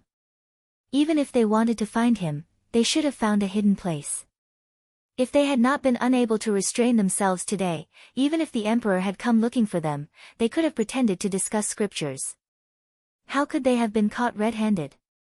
How could she have lost control for a moment? Jiang Dan thought about it in a flash. She suddenly remembered that the intoxicating sandalwood scent she had smelled when she had just entered had now disappeared. She looked at Jiang Ruan, who was standing beside the emperor. Jiang Ruan's lips held a slight smile, as if she had always had this kind of polite and gentle smile. However, Jiang Dan clearly saw contempt and ridicule in it. Her mind went blank, and she suddenly rushed towards Jiang Ruan, saying, "Your Majesty, it's all her fault for framing me, it's all her fault for framing me, the Fifth Highness and I are innocent." Jiang Zhaoi, Xiao Xiao opened his mouth, his voice as cold as ice. "My wife does not have the ability to frame you on Fifth Highness's bed." "Xiao Xiao, watch your mouth." Hearing Xiao Xiao's ridicule, Xian Hua flew into a rage out of humiliation. "Shut up!" The emperor shouted angrily again. This time, Xian Hua did not dare to say anything. Jiang Dan's body shrank back as she looked at Xiao Xiao. The young man dressed in black was tall as jade, handsome beyond compare. Although Xian Hua was also handsome, he paled in comparison to Xiao Xiao by more than just a little bit. His brows and eyes were calm, but the gaze he used to look at Jiang Ruan contained a hint of gentleness. In particular, his posture of protecting Jiang Ruan at all times suddenly pierced her heart. She suddenly felt that the scene in front of her was so dazzling. What right did Jiang Yuan have to be loved and doted on by her young husband? In what way was she better than herself? How could there be such a big difference in the circumstances of people? The more jealous Jiang Dan felt, the more unwilling her tone became. She threw herself at the emperor's feet and cried mournfully, "No, your majesty, she has wrongly accused me. She drugged me here. This concubine and fifth highness are innocent. We were tricked while playing chess here. Your majesty, you must believe this concubine. This concubine treats you sincerely. It's that incense, there's a problem with that incense." She abruptly looked at Hui Ju, who had his head lowered and was silent. "You actually bribed the state preceptor, what benefits did you give him?" Jiang Yuan almost couldn't help but laugh. In fact, Jiang Dan's words were reasonable and she could quickly think of the crux of the matter. If it had been in the past, perhaps the emperor would have seriously pondered over her words and might even have a trace of suspicion and probing Hui Ju. Unfortunately, Jiang Dan just had to say it at this time. Everyone would only think that she was making a wild accusation in a desperate situation. To the emperor, he would only be angrier and think that she was playing tricks on him. To achieve something, one must first have a sufficient understanding of it. Jiang Dan thought that by becoming the emperor's favored concubine, she could completely understand the emperor's thoughts based on the emperor's love for her. Her thinking was too simple. Accompanying the emperor was like accompanying a tiger. The emperor's thoughts were unfathomable. Even in her previous life, she had heard Xian Li say so many things, but she could only barely grasp the gist of it. The emperor was an arbitrary person and would never change his mind about something he had decided on. At this time, even if Jiang Dan said that there was no evidence, the emperor would still not believe her. Taking 10,000 steps back, even if she really produced some strong evidence, a favored concubine whose body was tainted, a favored concubine who had an affair with a prince, even if she was wrongly accused, how could she stay in the palace? No matter what, Jiang Dan's life, from the moment the emperor had discovered her affair with Xian Hua, had already fallen into the hands of the king of hell. However, this was not the end. Merely having the crime of tainting the imperial harem was obviously not enough. Perhaps, Jiang Dan deserved more. Jiang Yuan smiled faintly and slowly hid her fingers in her sleeves. A strange light flashed in her eyes.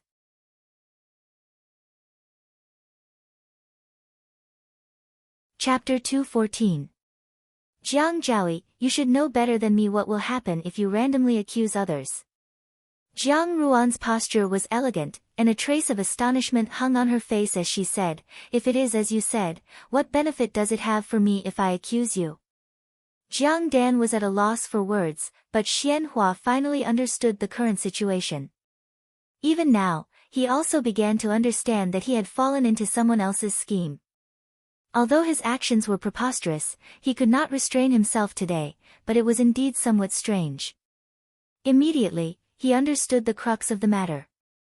When he looked at Jiang Yuan again, he was certain that she definitely had something to do with it.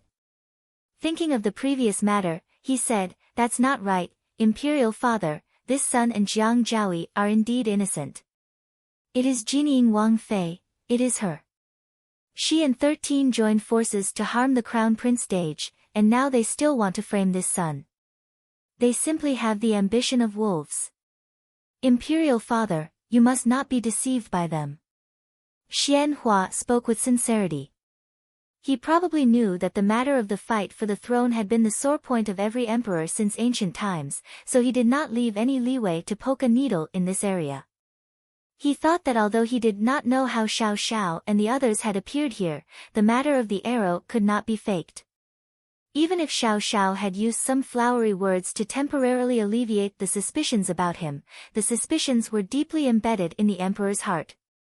What benefits could Xiao Xiao obtain? And as long as the crown prince was mentioned, he would naturally be able to point out one or two things.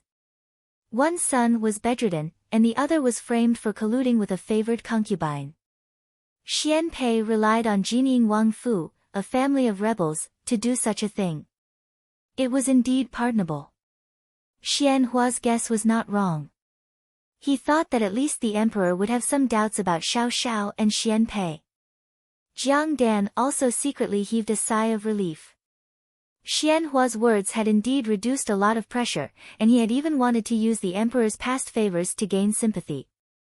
Jiang Dan's tears streamed down her face as she said, "Even if I had 10,000 guts, I would not dare to betray your majesty.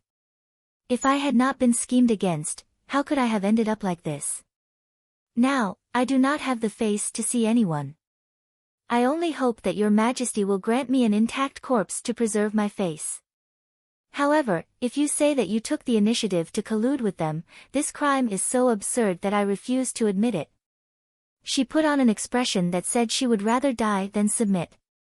Jiang Dan knew that the woman the emperor loved always had a kind of natural brilliance that was not bound by the house of a noble family.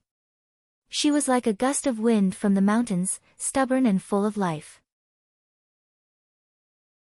It was precisely because of this that imperial consort Chen was so highly favored. Now that she was valued by the emperor, it was also because she tried her best to make herself appear different from the other noble young ladies. At this moment, with tears in her eyes, she proudly held her head high, as if she really had some backbone that would rather die than submit.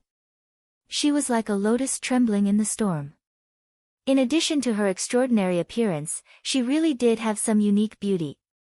But what Jiang Dan did not know was that the reason why the emperor liked such a woman was because of Crown Prince Hongshi's crown princess, Xiang Xiaoyuan, who had been born in the wilderness, mysterious and free. She carried a kind of spiritual aura that the aristocratic families in the palace did not have. The emperor especially appreciated this kind of spiritual energy, so the imperial concubines he doted on later on would more or less all have this kind of free and unrestrained temperament. Such a temperament was certainly eye-catching, but it was based on Xiang Xiaoyuan herself.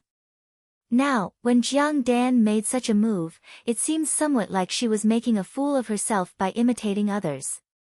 This made the emperor feel even more indignant, as he felt that she had insulted Xiang Xiaoyuan's purity and pride.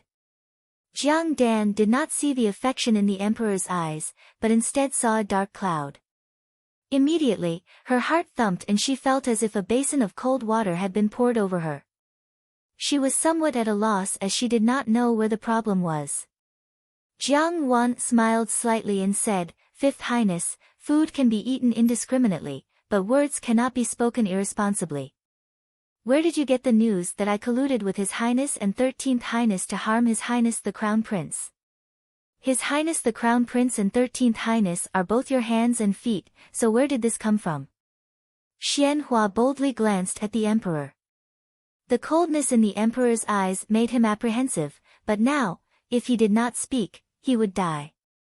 Xian Hua stiffened his neck and said, "Now, everyone in the palace knows that the arrow that injured eldest brother Crown Prince came from your Jining Wang Fu.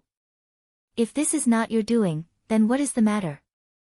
"Humph, I have long heard that Jining Wang Fei and 13th brother are quite close. 13th brother is still young and does not know the truth. Naturally, he does not know the severity of this matter. I am afraid that 13th brother will listen to the instigation of someone with ulterior motives and commit a grave mistake without knowing it. Jining Wang Fei, you want to borrow 13th brother's hand to achieve your wild ambitions, and even to the extent of getting involved with Jining Wang Fu. Am I right? What else do you have to quibble about?" Jiang Wan smiled again. "Fifth Highness's words are indeed brilliant. I also feel that this is the case. However, Fifth Highness," she slowly dragged out her words, her gaze passing over Xiao Xiao and landing on Xianli, who was watching from the sidelines, "there is one thing that you are mistaken about. You must know, as you have said, this matter not only involves me and 13th Highness, but also 8th Highness." "Xianli." Xian Hua's expression changed and he looked at Xianli with some confusion. The emperor's face was ashen, and his gaze towards Xian Hua was filled with utter disappointment. Xian Hua's heart turned cold. He was not unfamiliar with that kind of gaze. It meant that the emperor was about to completely abandon this son of his. However, he still did not know what had happened. He looked at Jiang Wan with some vigilance and asked, "What do you mean by this?" Jiang Wan grasped Xiao Xiao's hand, then looked towards Xianhua and smiled. "Fifth Highness may not know this, but the arrow that injured His Highness the Crown Prince was indeed from our Fu. However, there is one thing that Fifth Highness does not know. The arrows that ambushed His Highness the Crown Prince's personal bodyguards had the mark of an arrow from 8th Highness Fu." Xianhua stared blankly and looked at Xianli in disbelief. Xianli had a smile on his face and sighed softly. As if he was infinitely confused, he said, "Fifth brother, I am also not very clear about this matter. Today, it was precisely the Chancellor of the Supreme Court who called me over and confronted me in front of Imperial Father. It was indeed from this Fu. Then you all conspired together to harm me." Xianhua shouted loudly, "Lao Ba, you actually conspired with 13 and were incited by this woman to harm eldest brother Crown Prince. You even framed me and wanted to put me to death. You all are really vicious and merciless. How could you put brotherly love in your eyes? Imperial Father, I have been wrongly accused, Imperial Father. You dare to say that we have wrongly accused you?" The Emperor did not get angry but instead laughed. The ridicule on his face became even stronger. Xianhua could not help but shiver. He only heard Jiang Ruan's amiable voice continue, "Fifth Highness is very strange. How did 8th Highness get involved? How did you say that 8th Highness conspired with us to harm His Highness the Crown Prince? What is there to say?" Xianhua said loudly, "Your arrows are all there. The evidence is conclusive. Isn't it the murder weapon?" Jiang Dan thought that this was not good. She subconsciously wanted to slap Meng Xuanhua's mouth. She knew that Jiang Wan was most adept at digging holes in people's mouths. Unfortunately, Xianhua had a stupid temperament, so he jumped into the trap of others. At this moment, Jiang Wan smiled and quietly led Xianhua to speak. Although she did not know what she intended to do, Jiang Dan knew that if she continued to speak according to her words, Xianhua would be exposed sooner or later. But it was still too late. As soon as Xianhua spoke, Jiang Dan's movements froze. "Then isn't the Fifth Highness a little too arbitrary?" Jiang Ruan's tone was light as she said, "You must know that in addition to 8th Prince's arrows, there are also arrows from the Imperial bodyguards. As 5th Highness said, could it be that His Majesty wants to harm His Highness the Crown Prince? That is really ridiculous." Xianhua was shocked and hurriedly said, "Imperial bodyguards, that is impossible. I have ordered." As soon as the words left his mouth, he suddenly realized that something was wrong. He abruptly shut his mouth, but in front of him, there was only silence around him. Wang Lian, covered her mouth and looked at him in horror. Jiang Ruan's smile was bright and beautiful, Xiao Xiao's face was as cold as frost, Xianli was as gentle as ever, and Hui Ju and several of his disciples bowed their heads in meditation, as if they were isolated from the world. And what appeared most clearly in front of him was the Emperor's eyes, which were almost spitting fire. Xianhua believed without hesitation that if there were no one around, his imperial father would have personally ended his life. He did not understand how it had become like this. How could the imperial bodyguard's arrows also appear there? He already felt that Xian Li's arrows had appeared a little strange. He had thought that it was Jiang Dan's own arrangement. If he could bring down Xianli in one fell swoop, it would naturally be good. Xianhua would not refuse to kill 2 birds with 1 stone. But the imperial bodyguard's arrows were also among them, so it was certainly not Jiang Dan's arrangement.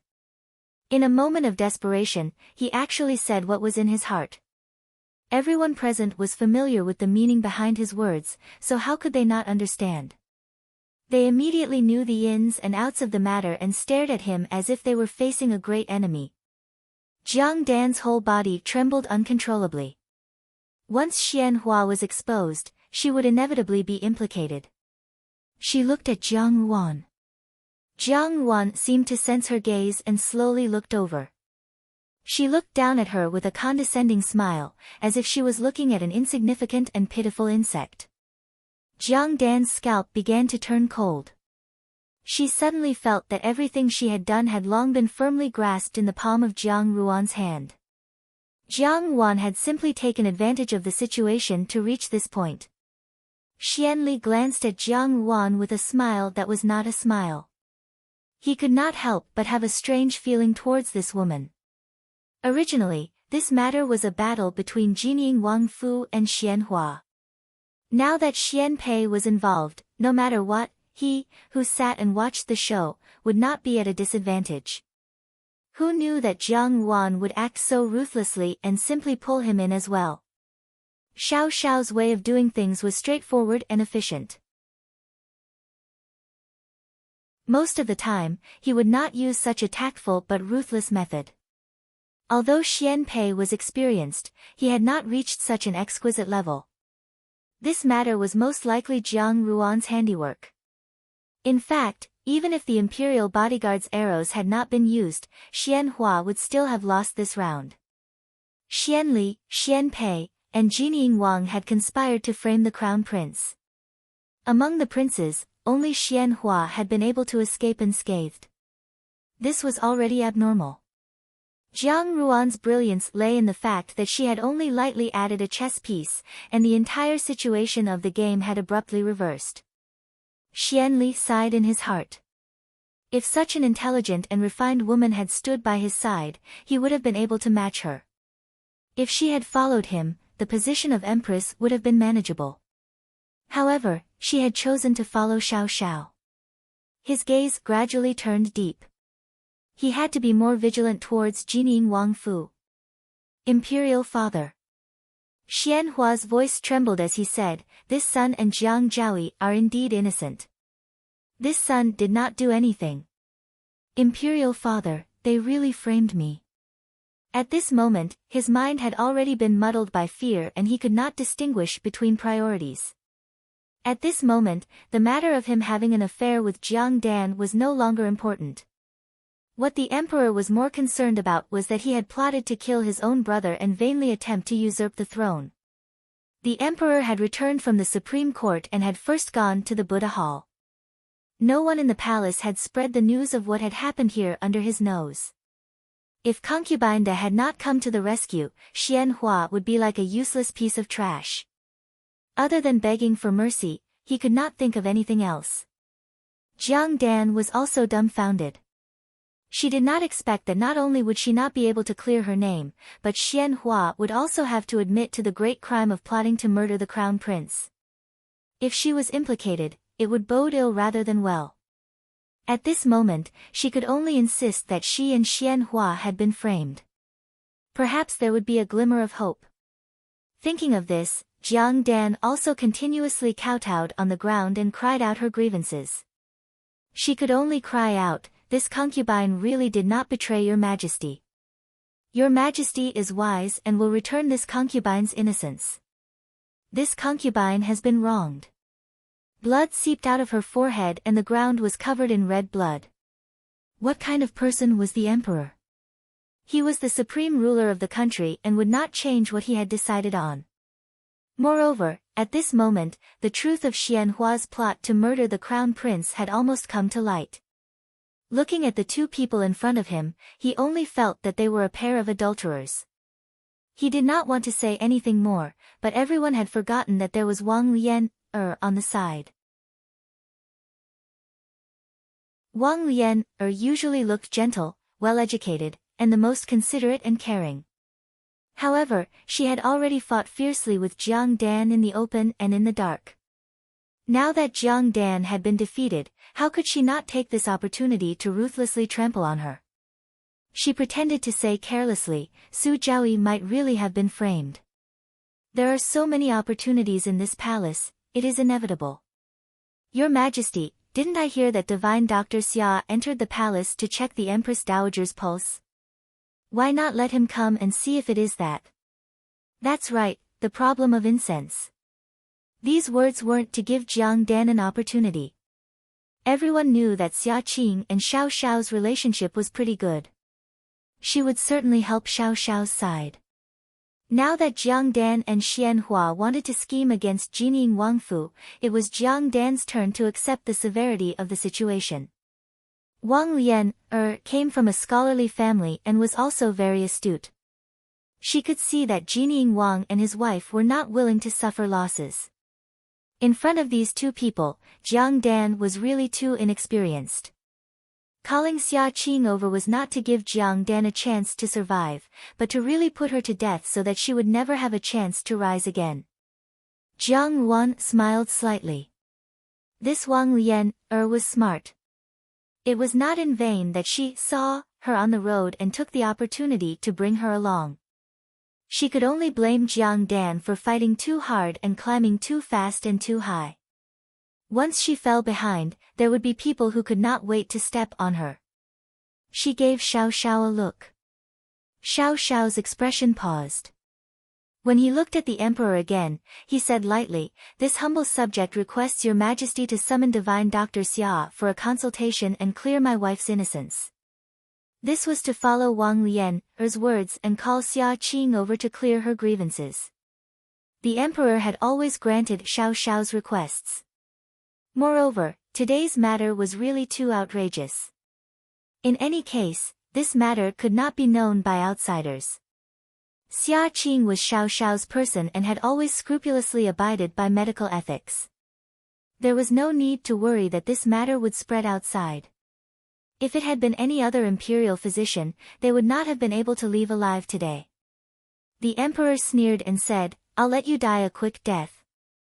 Men, bring Xia Qing over to me." Jiang Dan blankly lay on the ground and looked at the emperor with empty eyes. Her once affectionate love was now nothing more than the cold word, death. She deeply understood that she was finished. It was as if she had fallen into a large net that had long been woven. No matter how she struggled, the result was that the net would only become tighter and tighter. She could not break free. Xia Qing was indeed in the palace with Empress Dowager Yi to check her pulse. When she heard that the emperor wanted her, Empress Dowager Yi did not say much and directly released her. Xia Qing hurried over, thinking that something had happened. When she saw that Xiao Xiao and Jiang Wan were also here, and then looked at the emperor's ashen face, she understood that this was not a trivial matter. She could not help but straighten her expression and said, "Your Majesty, what instructions do you have for this commoner?" The emperor coldly pointed at the two people on the ground and said, "Take a look at these two people. Is there something wrong with their bodies? Is there any special medicine?"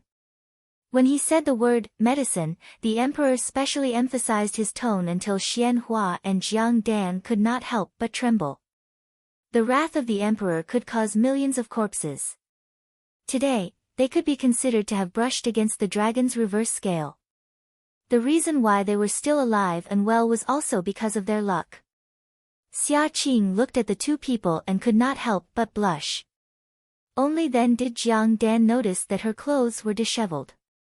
Just now, she had been so preoccupied with panic that she had not noticed her clothes. Almost half of her body was exposed. Only then did she hurriedly pick up her clothes and put them on. However, her heart became more and more uneasy. Her body had been seen by another man. Could the emperor really tolerate her? This was more like, because she was going to die anyway, so it did not matter what she did. Xia Qing stood far away from Jiang Dan and slowly knelt down. Although he was a physician, this was the first time he had taken the pulse of a woman whose clothes were disheveled. He was somewhat embarrassed. Jiang Dan and Xian Hua both held their breath and paid attention to his movements. In Jiang Dan's heart, there was still a trace of hope. She knew that although Xia Qing and Xiao Xiao had a good personal relationship, Xia Qing was a famous divine physician of Jinling. He had his own medical ethics and would not recklessly diagnose a person's illness. He was an honest person and most likely would not lie. Moreover, the recent incident had been sudden. It was that slut Wang Lian, who had suddenly called him over. Jiang Wan had not notified him in advance. Perhaps she could really say that they had been tricked and thus acted in such a manner. Her hopeful expression fell into everyone's eyes. The corners of Wang Lian's mouth twitched into a silent smile. Her eyes were full of contempt and excitement. Jiang Ruan slowly lowered her eyes. Within her sleeves, her 10 fingers interlocked with Xiao Xiao's tightly clasped hands. She was full of silence. Jiang Dan was destined to be disappointed. Xia Qing shook his sleeves and slowly stood up. He looked at Jiang Dan with some hesitation. Jiang Dan seemed to have grasped at a life-saving straw. She immediately looked at him and said, "Divine Dr. Xia, how is it? Was I drugged?" Xianhua also stared at Xia Qing without moving. Xia Qing shook his head, then looked at the emperor and said seriously, "Replying to your majesty, your ladyship's body is well and has not been harmed by any drugs. It's just that." He hesitated for a moment before continuing, "This humble subject has just taken your ladyship's pulse and discovered that it is a slippery pulse. Your ladyship is pregnant." Jiang Dan paused and immediately turned back. An indescribable smile floated on the emperor's face. He only slowly repeated, "Pregnant." Jiang Dan had not expected that Xia Qing would actually find the pulse of pregnancy. The only thing she could do now was not to be misunderstood by the emperor. In fact, she and Xianhua had only met a few times recently. It was definitely not Xianhua's child. The child in her stomach was a real dragon seed. Jiang Dan suddenly stood up and said, "No, Your Majesty, today it is clear that someone has schemed against me. The child in my stomach is your child. Perhaps he is a younger son. Your Majesty, do you not like him? You said that this bastard is my son." The emperor slowly asked. Jiang Dan was stunned. Suddenly, she went crazy and grabbed the corner of Xia Qing's robe. She frantically asked, "Divine Dr. Xia, look again. Look at the sandalwood in this room. This smell is clearly wrong. Look at the time again. Tell your Majesty, the child in my stomach is your Majesty's, right?" He shook the corner of Xia Qing's robe with all his might. Xia Qing was most afraid of women going crazy. He hurriedly frowned and jumped out. He pulled the corner of his robe out of Jiang Dan's hands and sternly said, "Your ladyship, this commoner said that there is no medicine in this room. Your ladyship's body is also very healthy. As for the child..." Xia Qing was somewhat embarrassed. This commoner really has no way to judge. If your ladyship does not believe me, you can find another imperial physician to take a look. There is no need to doubt this commoner's medical skills. As she finished speaking, there was a hint of arrogance in her voice. These people with special talents were born to not allow others to doubt their abilities. Xia Qing was a divine doctor. Of course, she had a bit of a temper. How could she be in a good mood when her medical skills were doubted in front of her? However, Jiang Dan's words were probably in vain. Xia Qing was currently the most skilled doctor in the Great Jin dynasty. If even he could not see through the medicine, what use would an imperial physician have? How could this scandal be publicized? It was too late to hide it. How could she invite others to come and watch this good show? Xia Qing's words were practically the final word. There was no possibility of a reversal. Jiang Dan's body slowly collapsed to the ground. She had probably reached the end of her rope. Suddenly, she screamed crazily, "No, it's you. It's you, you quack doctor, who colluded with them to frame me." There is clearly something strange in this room. Also, that nuisance of the state preceptor is just a swindler. Don't think that I don't know about your and Jiang Ruan's shady business. You two tricked me into the palace. Now, you still want to pin this shit on my head. She cursed loudly. She was already extremely terrified. She could not even care about the emperor's presence. Where was the slightest bit of her usual lovable and charming demeanor? In the eyes of the crowd, this was even more ironic.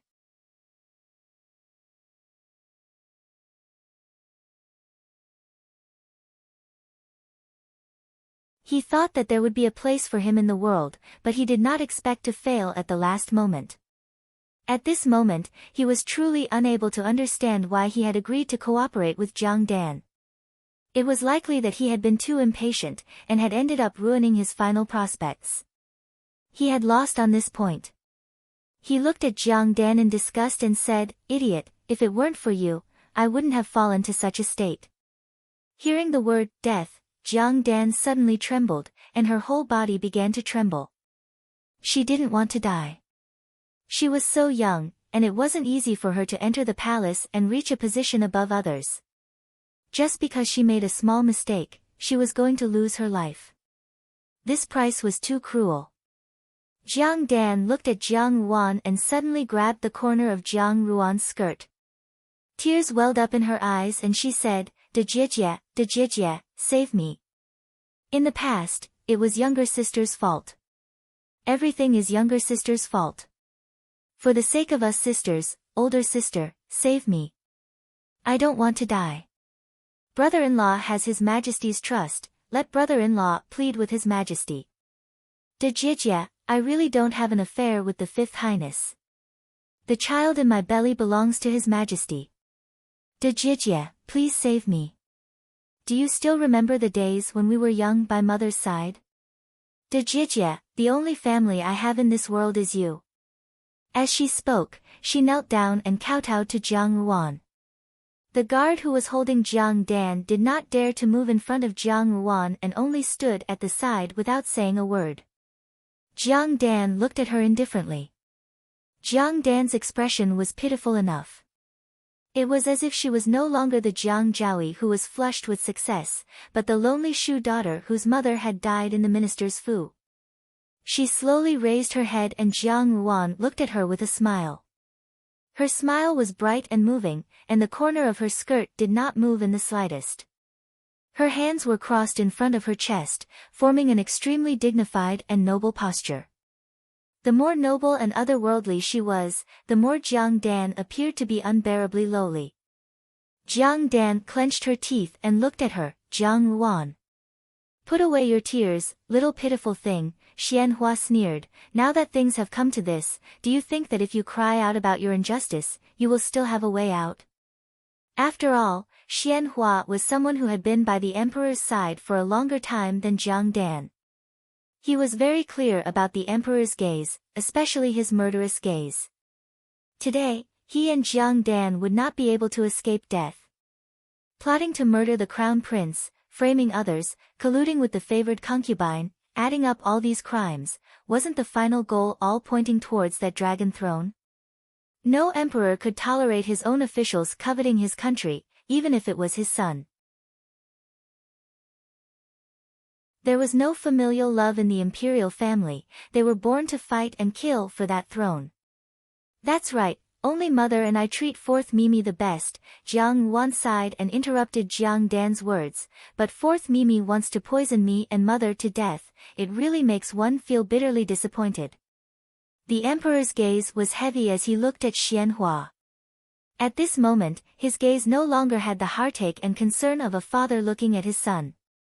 It was the cruelty and heartlessness of a ruler looking at his own traitorous officials. It was a kind of murderous intent. He slowly said, "Lao Wu, you killed the crown prince and still want to shift the blame to others, even colluding with Zhen's concubine. Are you trying to rebel against the heavens?" Jiang Ruan lowered her smiling gaze. Xianhua was such a person, unable to keep his cool, impatient and rash. The reason why he had been able to deal with Xianli for so many years was nothing more than concubine-Da's guidance and the strong influence of the officials behind him. In her previous life, in the struggle for the throne, after concubine Da died, Xianhua was easily killed by Xianli. If Jiang Dan had not taken the initiative to find Xianhua this time, she actually wanted to keep Xianhua a little longer to deal with Xianli. Compared to Xianli, Xianhua was nothing to be afraid of. But since the other party had schemed against him, it would be inexcusable if he did not retaliate. Jiang Dan wiped away the tears on her face and said, "You already knew that all of this was done by you. Do you want me to die?" "You are not reconciled," so you personally murdered your own elder brother and even shifted the blame to others? The emperor's anger had probably reached a boiling point. Instead, he laughed and said, Zhen still did not know that this son of mine was so capable that he even slept with Zhen's favored concubine. I am afraid that if Zhen does not expose you today, in the future, that knife of yours will sooner or later be placed on Zhen's head. This was a muddled account. At the same time that Xia Qing felt Jiang Dan's pulse of pregnancy, Jiang Dan's fate was determined. Between a prince and his favored concubine, if there was even the slightest possibility that this child had anything to do with Xianhua, the emperor would not hesitate to kill it. The imperial family's bloodline was the most intolerant of incest. The palace, which had done the most filthy things, also had the deepest abhorrence for such things. At this time, Jiang Yuan felt that this Xianhua was worthy of admiration. Although his brain was not very useful, he was a person who could afford to lose. At the very least, his words had helped him a lot. Xianhua continued, Son has never understood imperial father's thoughts. Sometimes, I even feel that you treat this rebel and traitor much better than Son. He glanced at the indifferent Xiao Xiao and smiled bitterly, perhaps in your heart, Son is really insignificant. When the time comes to sacrifice, Son will not hesitate to do so. Most of the matters of the world were like this, with hundreds and thousands of twists and turns. When people schemed against others, they did not know that they had already become pawns in other people's hands. Jiang Dan had placed all of her chips on the arrow that had been used to frame Jinying Wangfu, but she did not know that Jiang Yuan had only added 2 more items to turn the situation around, and that the real killing move was here, the birth of a child. Thanks to Xianli in her previous life, Jiang Yuan knew a thing or two about Xianhua's temper and temperament. On the surface, Xianhua appeared to be impetuous, but in his heart, he was a very vengeful person. Today, Jiang Dan must have had a very big reason for falling into such a state. Xianhua would place this debt entirely on Jiang Dan's head, and he would certainly not let Jiang Dan have an easy time even in death. For example, just now, Xianhua had deliberately angered the emperor to muddy the waters of Jiang Dan even more. Like father, like son. On the contrary, the emperor's breadth of mind was not necessarily that broad. For a woman who had betrayed him, if he simply ordered her to die, then that would be Jiang Dan's good fortune. Imperial father, no matter how you view Son, Son will admit it. Since ancient times, the winner is king and the loser is in the wrong. The crown prince's matter was indeed Son's doing, and I indeed wanted to frame Jinying Wangfu. However, all of this was proposed by you, the favored concubine. Isn't that right, Dan Yang? The gentler Xianhua's tone was, the more Jiang Dan shrank back. She wanted to cover Xianhua's mouth, but under the watchful eyes of the crowd, she did not dare to do anything. She could only curl up into a ball and shake her head desperately. The emperor did not speak. Xianhua smiled and said, Imperial father, you sit on the entire country and control the lives and deaths of the common people. Son's life and death are also in your hands. The person who sits on this chair of yours is indeed glorious. However, so what? Xianhua glanced at the dazed Jiang Dan and smiled, you have countless beauties adoring you, but how do you know that they are loyal to you? For example, this favored concubine of yours. Initially, she seemed to be gentle and considerate towards you, but... He stretched out a finger and flirtatiously lifted Jiang Dan's chin. His smile was indescribably strange and mocking. Under my body, she is just as happy. Why does Imperial Father have to say this? Xianhua also smiled. A person who had reached the end of the road, at this moment, was breaking a jar. His personality was different from Xianlang's, who only begged for mercy. He had a trace of impatience and was not as patient and scheming as Xianli. Once he was defeated, he would not think of making a comeback. Where there is life, there is hope. He would only speak of his own failure and personally block off his last path of retreat. He said, of these sons, which one have you, Imperial Father, personally doted on? So what if you act as if you dote on the crown prince now? When the crown prince was forced to make a fool of himself at the imperial ceremony, you did not ask about it. You asked yourself if you loved eighth brother, but when you heard that imperial consort Chen had treated the country unfavorably, you did not care at all and banished her to the cold palace. When fourth brother died, you did not ask about it. Why did my imperial mother want me to seize that position? It was because she knew better than anyone that your heart was not on any of your sons. Imperial father, we all have your blood in our veins and have inherited the same cruel personality as you. In your eyes, there is only the country, only your imperial throne. We can only look at him. However, I have to admit that ginger is still spicier with age. Imperial father, this round, I have lost. The emperor looked at him silently. His expression did not change in the slightest after hearing Xianhua's words. Xianhua laughed a few times and said, when a person is about to die, his words are also kind. I'm afraid that today's matter will not end well. When I schemed to seize this position, I knew that there was a possibility of losing. I just did not think that this day would come so quickly. Imperial father, after all, we are father and son. I have to remind you that the person by your pillow is not someone easy to think about. The more beautiful a woman is, the more vicious her heart is. Sometimes, I am not the only one plotting against your country and wanting you dead. He glanced at Jiang Dan, who had collapsed on the ground, and a cruel smile flashed through his eyes. He said, however, I can guarantee that the one in her stomach is indeed a descendant of the imperial family. Xianhua slowly said, you are 100% the imperial grandson. Don't say any more. Jiang Dan said in terror. The emperor's expression had recovered its calm. Faced with these provocative words, he did not move at all. It was as if Xianhua was talking about someone else's family. On the other hand, Wang Lian's expression was slightly uneasy. She was happy to see Jiang Dan lose, but this was a secret between the emperor and his son. As a concubine, it was not necessarily a good thing for her to know too much. The emperor would not like to see someone who knew too many of the imperial family's scandals. But now, she had no way to back down. She did not know how to avoid hearing the rest of the conversation. When Jiang Dan heard this, she could no longer hold on. It was as if someone had taken away her backbone in an instant. A resolute and dispirited expression appeared on her face.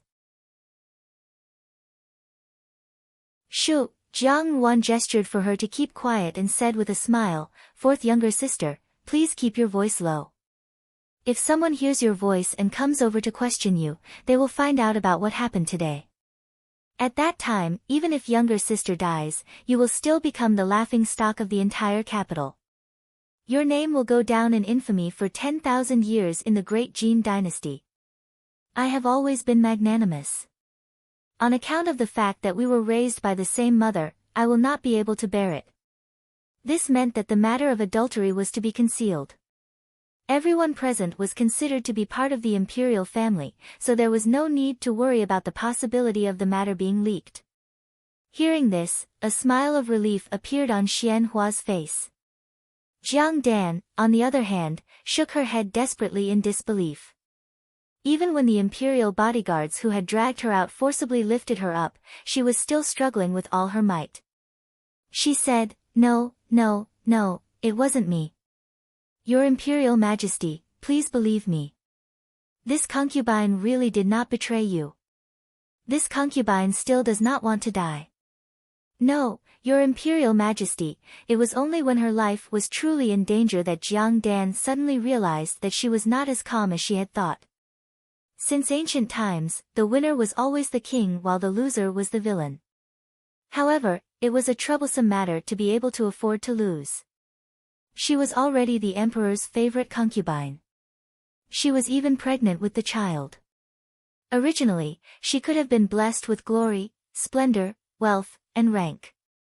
If she had really given birth to a prince, her status in the future would have risen with the tide. Even Jiang Yuan would have to bow when she saw her. However, in front of these beautiful prospects, everything was gone. All the good things had turned into bubbles. The child in her belly would no longer be some glittering dragon seed.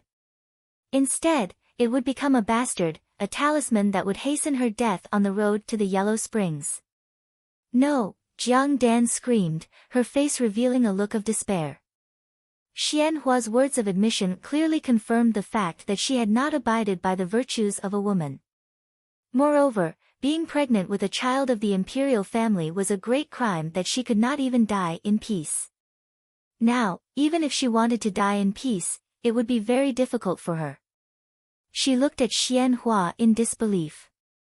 Suddenly, she threw herself in front of Xian Hua and reached out to grab his face. I didn't. You clearly know that it's impossible. Why do you want to frame me? Clearly, not long ago, we just... In the midst of the fight, she did not seem to realize the error in her words. The emperor's face could no longer be described as angry. It was as if he was looking at two jumping clowns. Finally, he gave a heavy order, Lao Ba, I'll leave this place to you. First, lock these two people up. He paused, then said, watch your mouth. Your favorite concubine told me that imperial father would one day pass away after 100 years. Deep in the palace, it was lonely and vast. She had to find someone for herself to rely on. Thus, she came to find me. As for the matter with the crown prince, it was only instigated by her. Imperial father's palace is indeed full of crouching tigers and hidden dragons. Even a small favorite concubine can know so many things. Xian Hua laughed self-deprecatingly. This son could not resist the temptation and agreed to her request. Who knew that it would not be a bright future? This woman fancied herself clever and wanted to frame Jining Wangfei, but in the end, her skills were inferior. Xian Hua looked at Jiang Yuan deeply. Jiang Yuan calmly met his gaze, and Xian Hua's heart could not help but jump. Now that he was going to die anyway, he originally wanted to drag one person to be his scapegoat. It would be best if he could drag everyone involved in this matter to be buried with him. Unexpectedly, Jiang Ruan's gaze made him a little apprehensive. The madness that he had felt just now actually dissipated a little, and his heart could not help but tighten. She looked at him indifferently. Suddenly, she stretched out her hand and slowly wiped away the tears on Jiang Dan's face. Her movements were very gentle. Jiang Dan stared at her blankly, and her eyes could not help but flash with a trace of joy. Jiang Yuan probably still remembered a trace of affection. She spoke more energetically. At that time in the minister's fu, only the Jiejie and mother treated Dan Yang the best. Xian Li did not speak. Now, if Xian Hua could drag one more person to be his scapegoat, then he would drag one more person. Before he died, he probably still wanted to trip him up. If he argued with him, it would not be good, so he might as well listen quietly. After all, the emperor always had a clear idea of what was right and what was wrong. As Xian Hua spoke, he suddenly looked up to the sky and laughed heartily. He only said, originally, I did not believe in fate, but now, I have no choice but to believe. Most likely, in this lifetime, I really have no fate with that position, but I am not resigned.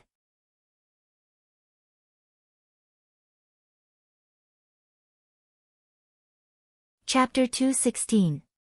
When Jiang Yuan walked out of the Buddhist hall, Xiao Xiao was waiting for her outside.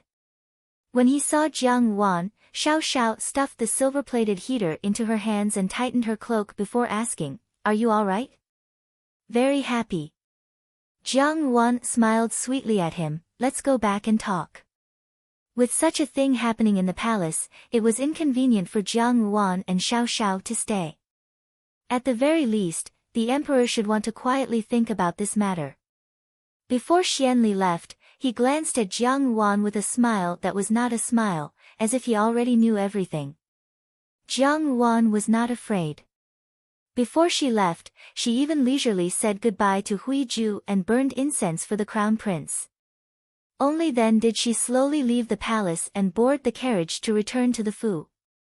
In the carriage, Xiao Xiao saw that Jiang Ruan's complexion was not bad, without a trace of displeasure, and said, "What you did today was too dangerous."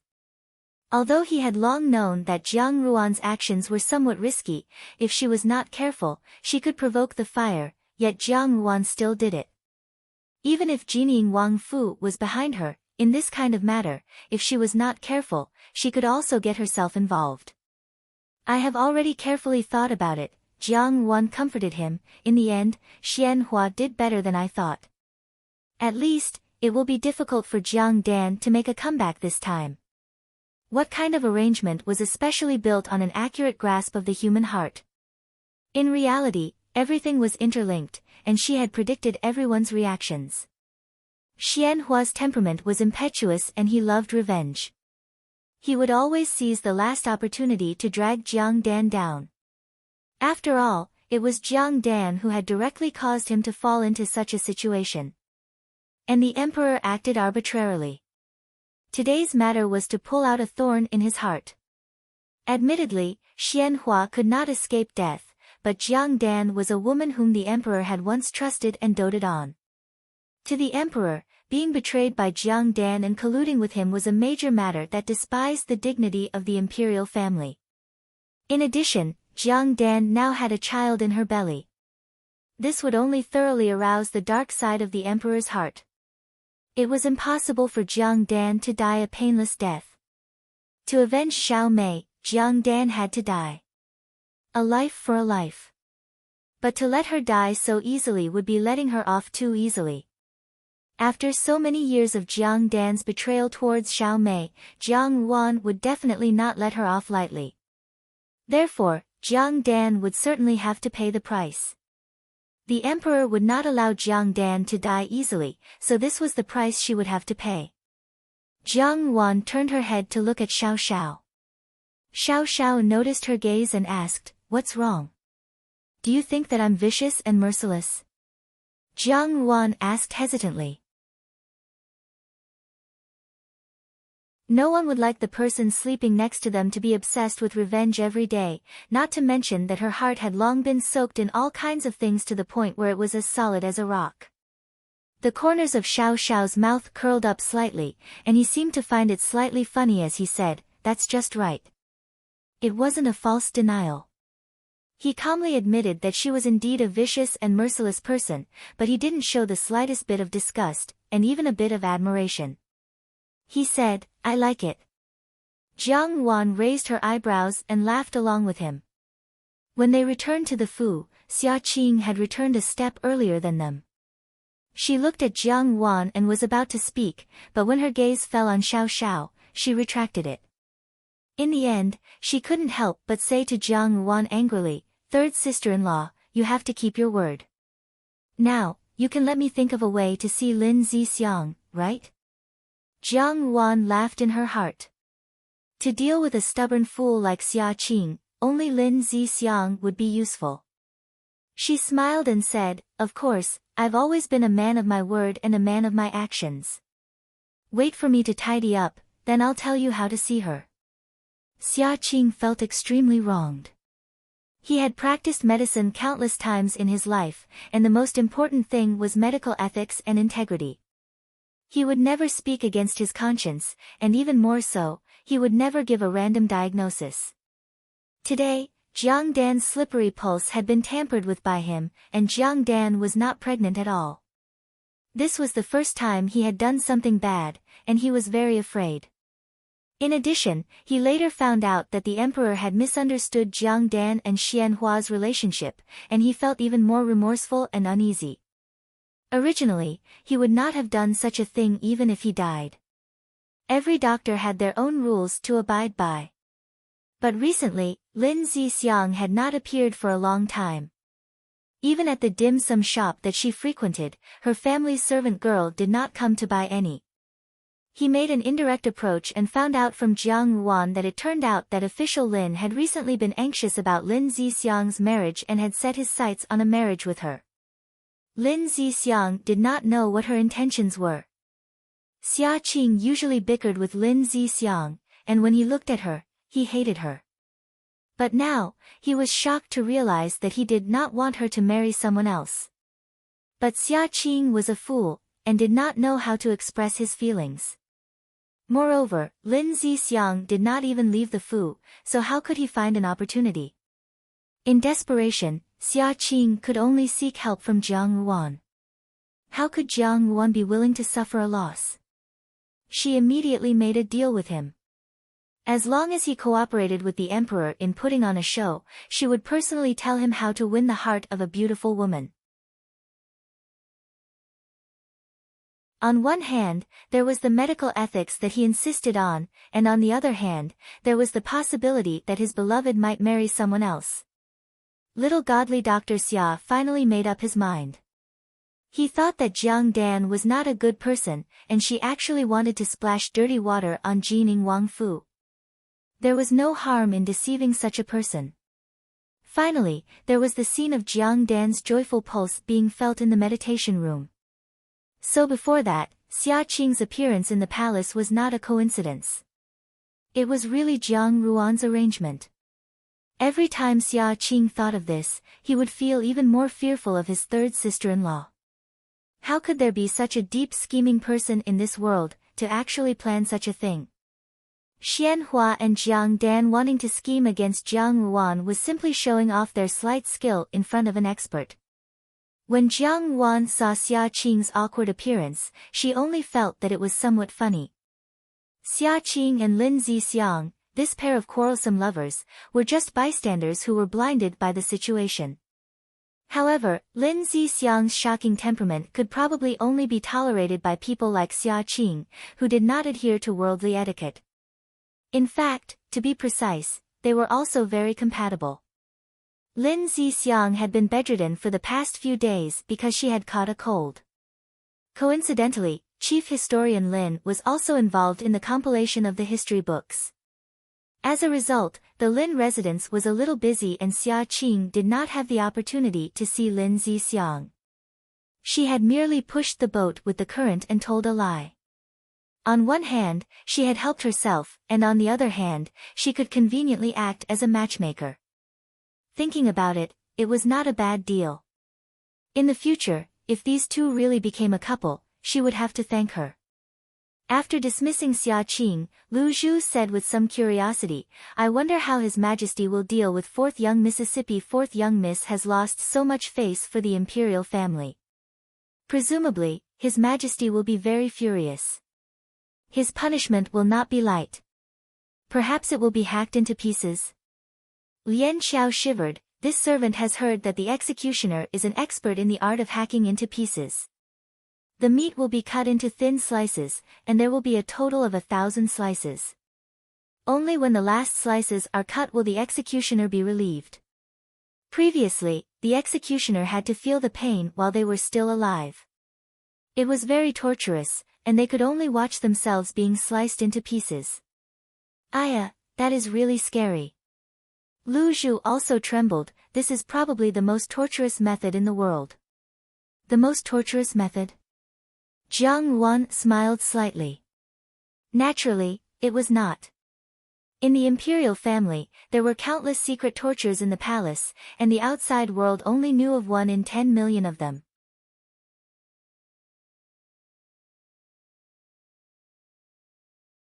Outsiders guessed that something must have happened in the imperial harem, but there was no news at all. No matter how people speculated, there was no answer, and it became an unsolved mystery. Of the emperor's 3 new favorite concubines, 2 had suddenly disappeared without a trace, leaving only the cold Mushiro by his side. The world changed so quickly that it made people sigh. The night was cold. In an abandoned palace in the palace, jackdaws were resting, and night owls made strange cries. There were many people standing in a garden. The person in the center was surrounded on the ground, his hands and feet tied up with thick ropes. This was an uninhabited courtyard. Even in the palace, it seemed that no one had lived in this place for many years, as if there was no sign of human habitation. The woman on the ground was in a sorry state. Her mouth was stuffed with a piece of rag, and she could only whimper in vain. Her eyes were wide open, as if they were about to pop out of their sockets. It was obvious that she was extremely terrified. What was surprising was that there was a black water buffalo with plows next to the woman. It was very rare to see such a working buffalo in the palace. The ox was also extraordinarily large, and the back of the plow tool was a round object made of stone. It looked like a roller, and one could tell that it was very heavy at first glance. The eunuch in the lead said in a sharp voice, "Be careful, be careful. Don't crush someone now."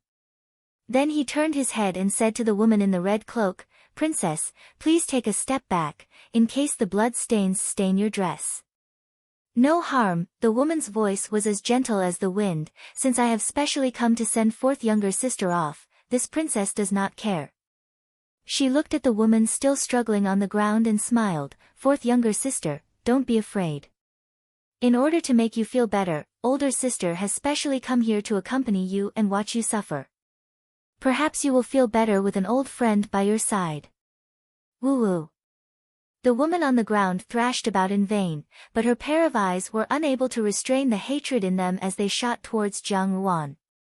Jiang Yuan did not avoid her gaze in the slightest, and with a gentle look in her eyes, she said, "Fourth younger sister is usually the kindest, and has never seen anything that reeks of blood. Presumably, you do not know what this punishment is. Since older sister is here, I will first inform fourth younger sister. This will also save fourth younger sister from feeling unfamiliar and not knowing what you will be facing." Jiang Dan's body trembled and she stopped moving, but her eyes were still fixed on Jiang Yuan. This is called the stone punishment. It has been a punishment since the founding of the great Jin dynasty. It is prepared for women who do not abide by the virtue of womanhood. This kind of punishment is specially aimed at those who have violated their bodies. If a woman has an affair and has an illegitimate child of a man outside, and is caught, this is the punishment that is used. This punishment requires the person to be on the ground, and the water buffalo here is used to slowly grind the person's stomach with a big stone roller, gradually grinding the illegitimate child out of the abdomen.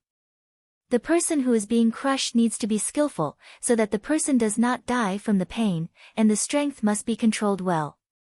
Over and over again, the woman's abdomen will be crushed until the person's intestines are completely crushed out, and the stomach will be flattened into a thin sheet of human skin. Only then will the person be able to breathe. Fourth younger sister, this is the stone punishment. Her smile was gorgeous and charming, and her tone was gentle, but the words that came out of her mouth made people tremble with fear. They only felt that each and every word was cold and mournful, making people more and more terrified. When Jiang Dan heard this, she struggled even more fiercely. She almost desperately used the last of her strength to break free. This kind of punishment was really too frightening. Jiang Yuan looked at her calmly, and then looked at the hourglass at the side. Suddenly, she said, "The time seems to have come, let's start the punishment." As she had expected, the emperor really used the stone punishment. This was the punishment for the situation of having an adulterer's child in the womb. The emperor wanted to secretly punish Jiang Dan, but she also wanted to personally send him on his way. Jiang Dan struggled with all her might, and the old eunuch at the side immediately waved his hand and said in a shrill voice, "Start the punishment." The four people each pulled on the four ropes that bound Jiang Dan's hands and feet, and spread her flat on the ground. The water buffalo on the side sneezed heavily. Even though it was very far away, it seemed as if the smell of blood coming from the grindstone could be smelled. The bottom of the grindstone had some strange bright red stains, which were probably bloodstains. Jiang Dan shook her head with all her might. The water buffalo dragged the heavy grindstone roller towards her step by step. Finally, the roller of the grindstone came into contact with her skin. Her upper body was originally naked, so the ice-cold sensation immediately caused her eyes to widen. It seemed as if she wanted to scream, but her mouth was blocked, and her eyeballs almost popped out of her eye sockets. Jiang Yuan stood indifferently at the side. The stone mill rolled over Jiang Dan's body, aiming precisely at her abdomen. Although there was no so-called illegitimate child in Jiang Dan's abdomen, when it was pressed down for the first time, some bloodstains still seeped out. Jiang Dan's expression also became very painful, and even her hateful gaze could not be seen. The people pulling the water buffalo did not dare to rest, and immediately began the second round. This thing was very particular about technique. One could not let the person die from the pain, and they had to ensure that the person was still hanging on one breath from the beginning to the end. Therefore, after the first round of grinding, someone immediately came over and sprinkled a thin layer of salt on Jiang Dan's abdomen. Time passed second by second. It was not the first time that anyone who had been present that day had seen such a scene, but even these people who had been through hundreds of battles could not remain indifferent when they saw such a cruel punishment. The woman's mournful screams lingered in the air above the palace for a long time, painting the gloomy palace with a layer of gloomy color, as if it was hell on earth. After an unknown amount of time, the eunuch finally waved his hand, and the people pulling the ox cart retreated to one side. On the snow-covered ground, there was only a bare piece of human skin, spread out thinly. Next to it was a pile of colorful filth, and the air was filled with a strong fishy smell. The accompanying imperial bodyguards felt somewhat nauseous.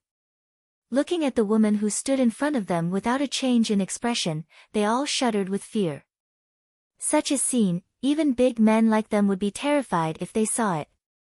Why had Jiang Wan been so calm from beginning to end, and not even a trace of discomfort had shown on her face? Jiang Wan lowered her eyes. Jiang Dan had hidden her wolf-like ambition and followed Zhao Mei. Zhao Mei had always treated her kindly, but she had repaid her with such viciousness. This kind of person most likely did not have a heart, or perhaps her heart, liver, and lungs were all black. She wanted to see for herself, and personally design a way for Jiang Dan to die empty-handed, to see if her heart was as black as she had imagined. Gong Gong, can I take this piece of human skin with me? Jiang Wan said softly. Tian Zhu conveniently stuffed a heavy gold ingot into the hands of the old eunuch. The old eunuch beamed, of course, as long as Wang Fei cleans it up, this convenience, this servant will also do it. Then many thanks. Jiang Wan smiled, and instructed Tian Zhu, send this thing to the imperial prison. In any case, she is Minister Zhang's biological daughter. As father and daughter, they should meet one last time.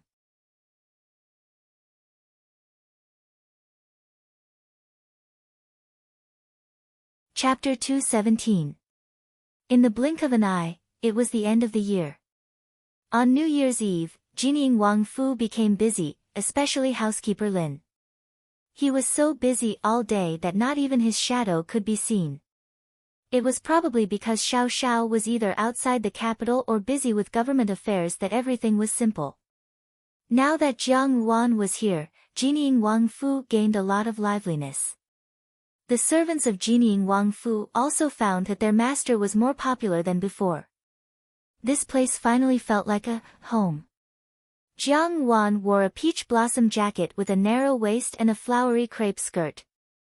Her hair was tied up in a bun and there were no unnecessary decorations on her body. She only had a rose hairpin and 2 pearls on her earlobes, which made her skin as fair as jade. Her usual attire was bright and moving, but there was also a certain charm to it. The color was gorgeous on the surface and she was dressed in bright red.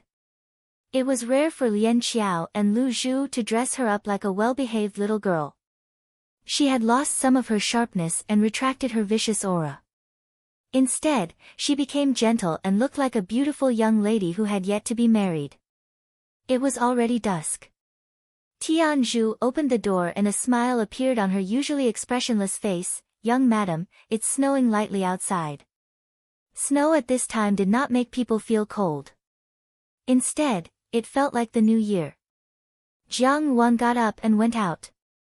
Xiao Xiao was standing in the courtyard, giving instructions to Yi Feng. Hearing the sound, he turned his head and could not help but be slightly startled when he saw Jiang Wan. Since Xian Hua was beheaded, the court was in chaos and Xiao Xiao became busy. He often went out in the morning and returned in the middle of the night. Every time he returned, Jiang Ruan was already asleep. It was rare for the husband and wife to meet face to face. Xiao Xiao's early return was already unexpected. Yi Feng and the others were also busy these days and rarely stayed in the Fu. When they saw Jiang Ruan, they greeted her warmly, "Young madam, Happy New Year." Jiang Ruan smiled and walked to Xiao Xiao's side. Yi Feng looked at Lian Qiao and said, "This subordinate will take his leave." He left first. Jiang Ruan said to Lu Zhu and the others, "You can rest as you please. I will go out with him for a while." Dewdrop knew what to do and hurriedly pulled Tian Zhu and Lian Qiao away. Xiao Xiao pursed his lips and said, "Shall we go out for a walk? I have heard that every New Year, the capital city's festive lanterns are also very beautiful." Jiang Ruan said, "In the past, I did not have the luck to see it, but today, you should accompany me to take a look." Xiao Xiao couldn't help but laugh. As he thought of Jiang Ruan's past, his expression slowly became solemn and his eyes carried a gentleness that even he himself couldn't detect. As the two of them spoke, they walked towards the Fu's entrance.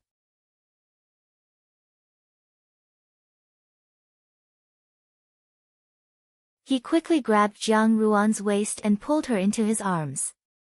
Before Jiang Ruan could look up, she heard a familiar voice, "Third brother, third saw."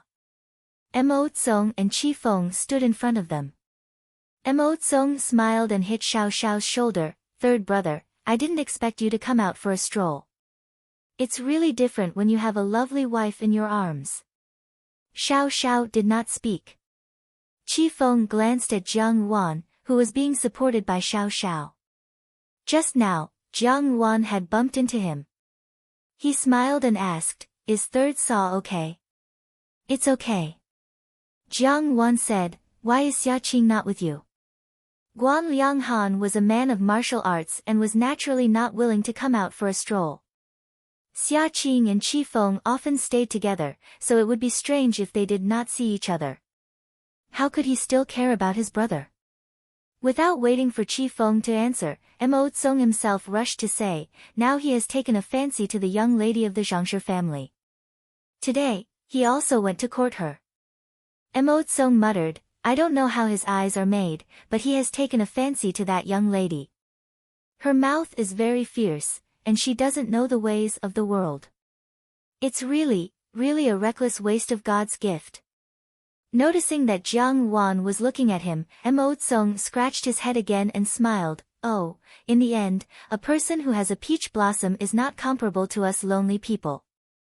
The two brothers clung to Qi Feng and said, "It's really shameful for two men to come out for the new year." Jiang Ruan smiled slightly, and Qi Feng also smiled. His gaze fell on Xiao Xiao's hand that was holding Jiang Ruan's waist, and he appeared a little unnatural. He only said, "Lao Qi and I still have some things to do. It's probably not on the way, so we won't disturb the two of you." Mo Tsong was inexplicably pulled away by Qi Feng. Only a faint voice could be heard, "Ah, fourth brother, what are we going to do? Where are you dragging me?" After the two of them walked away, Jiang Ruan stood up straight, but her hand was held by Xiao Xiao. She turned to look at Xiao Xiao. Xiao Xiao's handsome face appeared particularly deep in the changing light and shadow, and his expression was not clear. Jiang Ruan raised her eyebrows and did not speak. Just a few steps, they saw a shop selling lanterns in front of them. The owners of the shop were an old couple. Among the various large shops, they appeared inconspicuous. However, Jiang Ruan had taken a fancy to a fox lantern. The fox lantern was small and exquisite, lifelike, and appeared somewhat exquisite.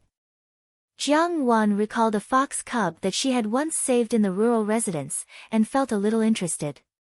Xiao Xiao followed her gaze and paused for a moment before saying, "Wait for me here." Then he walked towards the crowded shop. There were many young girls in front of the shop, but when they saw Xiao Xiao, they all blushed and made way for him. Jiang Ruan stayed where she was. Suddenly, the tip of her nose smelled of fragrant wind. This fragrance was somewhat familiar. She looked up and saw a young woman wearing a green coat and skirt standing in front of her, accompanied by a few servant girls. The woman had delicate features and an indescribable aura. It was the daughter of the governor of Binhai, Yao Nianyan. Yao Nianyan must have recognized Jiang Ruan long ago. She stopped in front of Jiang Ruan, smiled at her, and said, "Xiao Wangfei."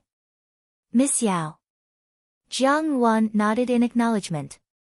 Yao Nianyan had probably come out for a stroll, but there were no guards following her, and she had no other friends, only a few servant girls.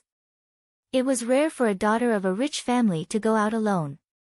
However, she was not afraid of being criticized by others, and Yao Nianyan's reputation was already good enough, so she could not use this to stir up any waves. Yao Nianyan smiled and looked at Xiao Xiao, who was talking to the old couple, and said to Jiang Ruan, "Wang Ye and Wang Fei are indeed deeply in love." Wang Ye also treats Wang Fei with absolute sincerity, which makes one envious. When she said this, her gaze did not reveal any other meaning, as if it was just a casual compliment, and it was sincere. Miss Yao is joking. In the future, when Miss Yao marries an ideal husband, you will not fall short of that, Jiang Ruan replied with a smile. In any case, Yao Nianyan was the best genieing Wang Fei in the emperor's heart. Speaking of which, she was also her rival in love, so Jiang Ruan would not have too much of a good impression of her. Ordinary unmarried girls would have blushed when they heard this, but Yao Nianyan was calm and did not feel the slightest bit uncomfortable. "Then I will not disturb Wang Fei and Wang Ye." Yao Nianyan nodded slightly, and when she did this ceremonial action, there was a kind of reserved beauty. When she passed by Jiang Ruan, she looked at Jiang Ruan with a smile, and her gaze seemed to be somewhat meaningful. Guessing at Yao Nianyan's smile, Jiang Ruan's intuition told her that something was wrong, but she could not figure out what was wrong. She was lost in her thoughts, and did not even notice that Xiao Xiao had returned to her side after buying the lanterns. Xiao Xiao saw that she was in a daze, and knocked on her forehead. "Why are you in a daze?" The women who had been watching Xiao Xiao walk to Jiang Ruan's side saw Xiao Xiao's actions, and immediately became extremely disheartened. A man who had a sweetheart immediately scattered like birds and beasts.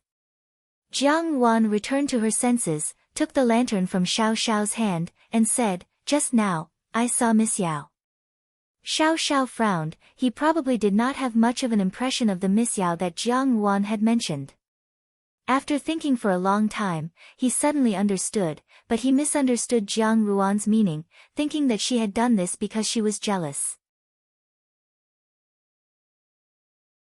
He paused, and then said, "There is no need to pay attention to outsiders." Without saying anything, he held Jiang Ruan's hand in his and walked forward. The two of them strolled around the streets a few more times. Jiang Ruan was no longer a little girl, and naturally, she would not speak when she saw something novel. Only Xiao Xiao's temperament was steady, and his eyes were very sharp. Whenever Jiang Ruan's gaze fell on a little toy, he would immediately take out his silver and buy it. Finally, Jiang Ruan accidentally saw a zither, and he almost bought it. Only when Jiang Ruan said that it was inconvenient to carry it did Xiao Xiao drop the matter. But even so, Xiao Xiao still gave her the banknotes, and instructed someone to wrap it up and send it to the Fu the next day. Ordinary passers-by did not know the identity of the two of them. Xiao Xiao had always dressed in a low-key manner, and today, Jiang Ruan was acting like a well-behaved girl. Others only thought that they were newlyweds, and it was precisely the time when they were deeply in love with each other. In reality, this was not wrong. After all, weren't they newlyweds? In both her past and present life, Jiang Ruan had never been treated like this. Even though she had long known that Jining Wang Fu was rich, she could not help but feel somewhat stiff. She thought that it was no wonder that even though Xiao Xiao's temperament was cold, and he had the reputation of being a rebel and a traitor, there were still so many young ladies who flocked to him like ducks. A man who was handsome and willing to ask for money to win the hearts of women was generally still attractive. It was not until it was late that the two of them returned to the Fu, and when the people on the streets had begun to gradually disperse. When Steward Lin saw that the two of them had returned, he naturally instructed the kitchen to bring over the sweet soup that had been prepared. After Xiao Xiao and Jiang Wan drank a little, Steward Lin and Lien Qiao came to inform them that the General Fu had sent something over. Ever since Jiang Quan had been imprisoned, the General Fu and Jiang Ruan's interactions had increased. Perhaps they also understood Jiang Ruan's taboo. Although they did not contact each other often, they still had to be thorough in their etiquette during the New Year and other festivals. Zhao Guang and Jiang Xing were congenial. The grandfather and grandson pair had endless things to talk about regarding the war. Jiang Xing did not even ask about the renovation of the mansion that the emperor had bestowed upon him. Whenever he had time, he would go to the General Fu. After Jiang Wan finished washing up, she saw that Xiao Xiao had already finished bathing and had changed into a snow-white inner garment. He was leaning against the headboard of the bed, reading a book. Jiang Wan casually took the book from his hand and climbed onto the bed. She brushed her hair and said, "If you have some free time in the next few days, come with me to the General Fu." Xiao Xiao pursed his lips and said, "All right." Now that the minister's Fu was completely gone, the General Fu was also Xiao Xiao's father-in-law's home. Naturally, he would have to go there. Jiang Wan suddenly thought of something and said, "That's right, I would like to borrow Jean Eyre for a while and ask him to help me investigate someone." Xiao Xiao raised his eyebrows and asked, "Who?" "The Fu's de Yinyang." Although the brazier in the room was still burning charcoal, Jiang Wan still felt a little cold wearing only a thin inner garment. Jiang Wan unconsciously leaned against Xiao Xiao's chest, using him as a big warm stove. She frowned and said, "You should also know about the situation in my Fu. Now that the minister's Fu is gone, I have not heard any news of De Yinyang seeking refuge with anyone. For so many years, she has been like a transparent person in the Fu.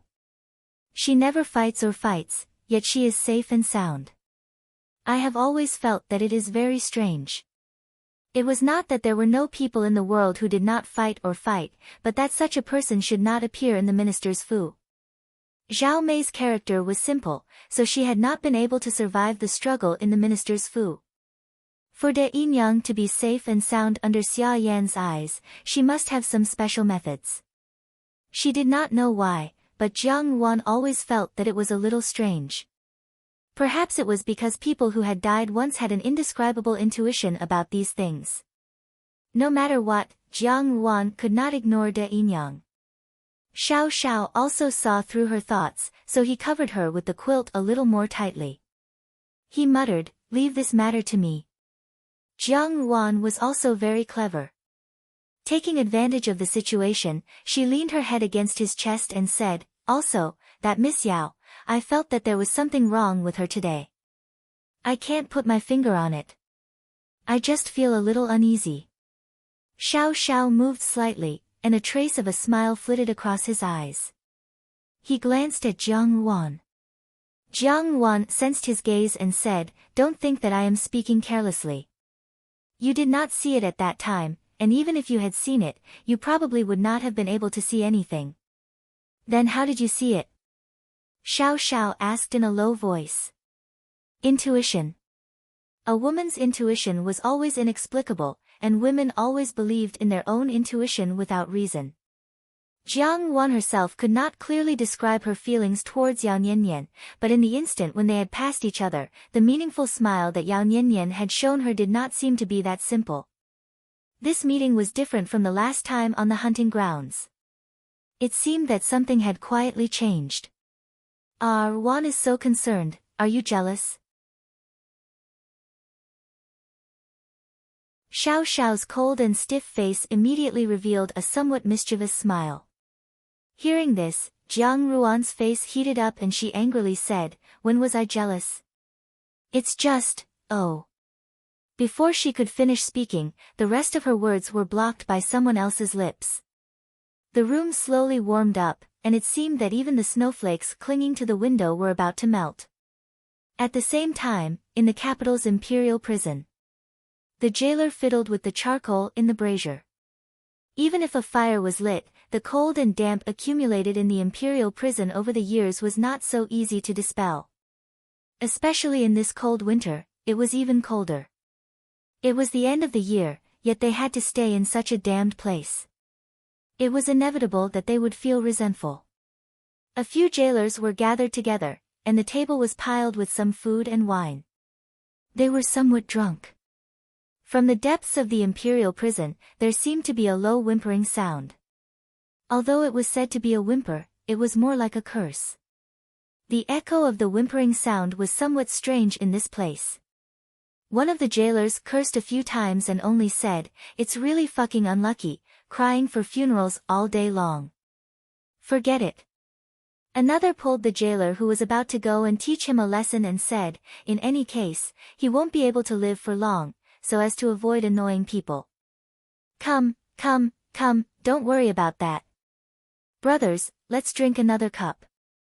As he said this, he took a big gulp of wine, as if he had also forgotten the voice at the back of his mind. In the last cell in the depths of the gloomy imperial prison, a stooped figure was lying on the floor.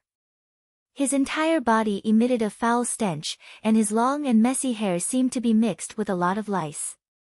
He stretched out his hand and scratched his back. Most likely, he had contracted some kind of skin disease, as his originally tattered clothes were scratched with many seams. No one would have thought that this beggar-like person, who was even dirtier than a beggar, was the former Minister of War, Jiang Quan. Jiang Wan raised her head with difficulty. From the daily gossip of the jailers, she had heard a lot of news from the outside. When he heard that Jiang Dan had died and Xian Hua had also fallen, he even cheered in his heart. Jiang Dan was just a little concubine's daughter. After entering the palace and becoming an imperial concubine, she thought that she had ascended to the heavens in a single bound. She did not care about her father in the slightest. As for Xian Hua, he was also dead, and the crown prince was gravely ill in bed. This country would most likely fall into Xian Li's hands. Jiang Quan had originally hoped that Xian Li would think of a way to save him on account of their old friendship. However, after such a long time, he had never heard any news of this. Fortunately, he had asked the jailer about it, and the jailer had looked at him with a mocking gaze. Jiang Quan's heart slowly began to understand. Now that the Minister of War's household had fallen, he was of no use. Once the cunning hare was killed, the hound would be boiled. To Xian Li, he was just a useless chess piece that had no value in being kept. Naturally, he would be discarded without hesitation. Jiang Quan suddenly recalled the dream he had just had. In that dream, he was the high and mighty Minister of War, a loyal official of the imperial court, and an upright scholar in the hearts of the common people. In that dream, Xian Li had become the emperor, Jiang Su had become the empress, and Jiang Chao had a bright future. He was a first-rank official, and was promoted to nobility. Xia Yan became a first-rank titled madam, and the Minister of War's household flourished and flourished. In that dream, Second Yin Yang was still there, and so were Jiang Li and Jiang Dan. The only ones who were not there were Jiang Wan and Jiang Xing. In that dream, Jiang Xing had died prematurely, and Jiang Wan had been sent to the palace to be a chess piece that had been arranged from the beginning. In the end, she had become a stepping stone for the entire Minister of War's household. The Minister of War's household had stepped on Jiang Ruan's flesh and blood to rise higher and higher. That dream was so beautiful, and it was practically the most wonderful dream that Jiang Quan had had since entering the imperial prison. The glory, splendor, wealth, rank in the dream had been so real, as if that life had really existed. It was precisely because of such splendor that when he woke up, he was unable to accept the sight of ruin before his eyes. Could it be that the debts of a previous life had been repaid in this life? If the dream was his previous life, it was precisely because he had harmed Jiang Ruan to such a state in his previous life that he had been defeated by Jiang Ruan in this life. Jiang Quan wiped his face. The nights in the imperial prison were especially cold, and he seemed to be able to hear the sound of firecrackers and fireworks outside. This was already the end of the year. If it was in previous years, if it was the previous years in that dream. That was precisely the residence of the Minister of War's household, where he lived in luxury and lived in luxury. But now, it had become a wisp of dust for others to trample on. He, the new nobleman of the imperial court, who had great ambitions, had now become a prisoner. Jiang Quan's gaze slowly fell on a blackened, thin blanket on the ground.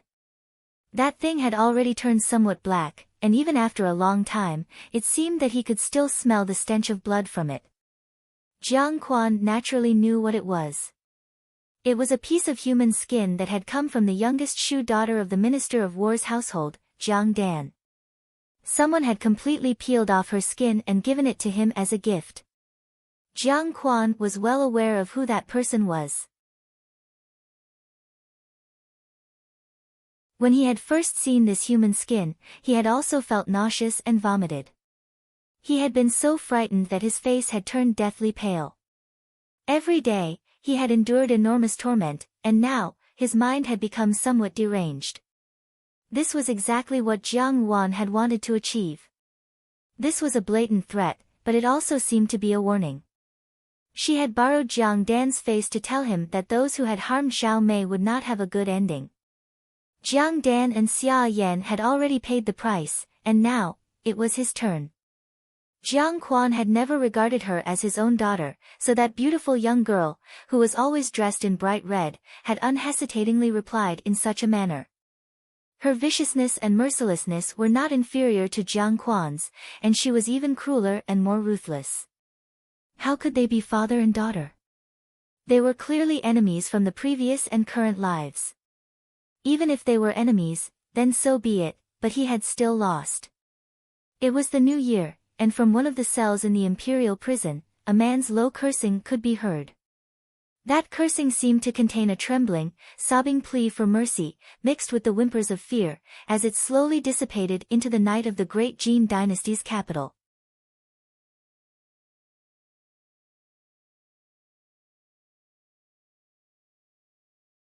Chapter 218. Even though the atmosphere of the new year had already swept through the entire capital of the great Jin dynasty, the palace was unexpectedly lifeless, even worse than usual. Ever since the crown prince had been seriously injured, there had been no cure for him. But because of Jin Ling's divine physician Xia's personal diagnosis and treatment, his life had been saved.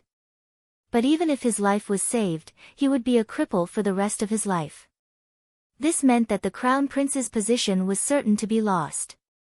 The empress had actually aged 10 years in one night. Originally, she still held the title of empress, but now she was chanting sutras and praying in the temple every day and night, looking like she was going to give up the position of empress. In the past, this action of the empress would not be regarded by the court, but at least the inner palace would be in chaos. The nobles would fight to the death in hopes that they could sit on this position.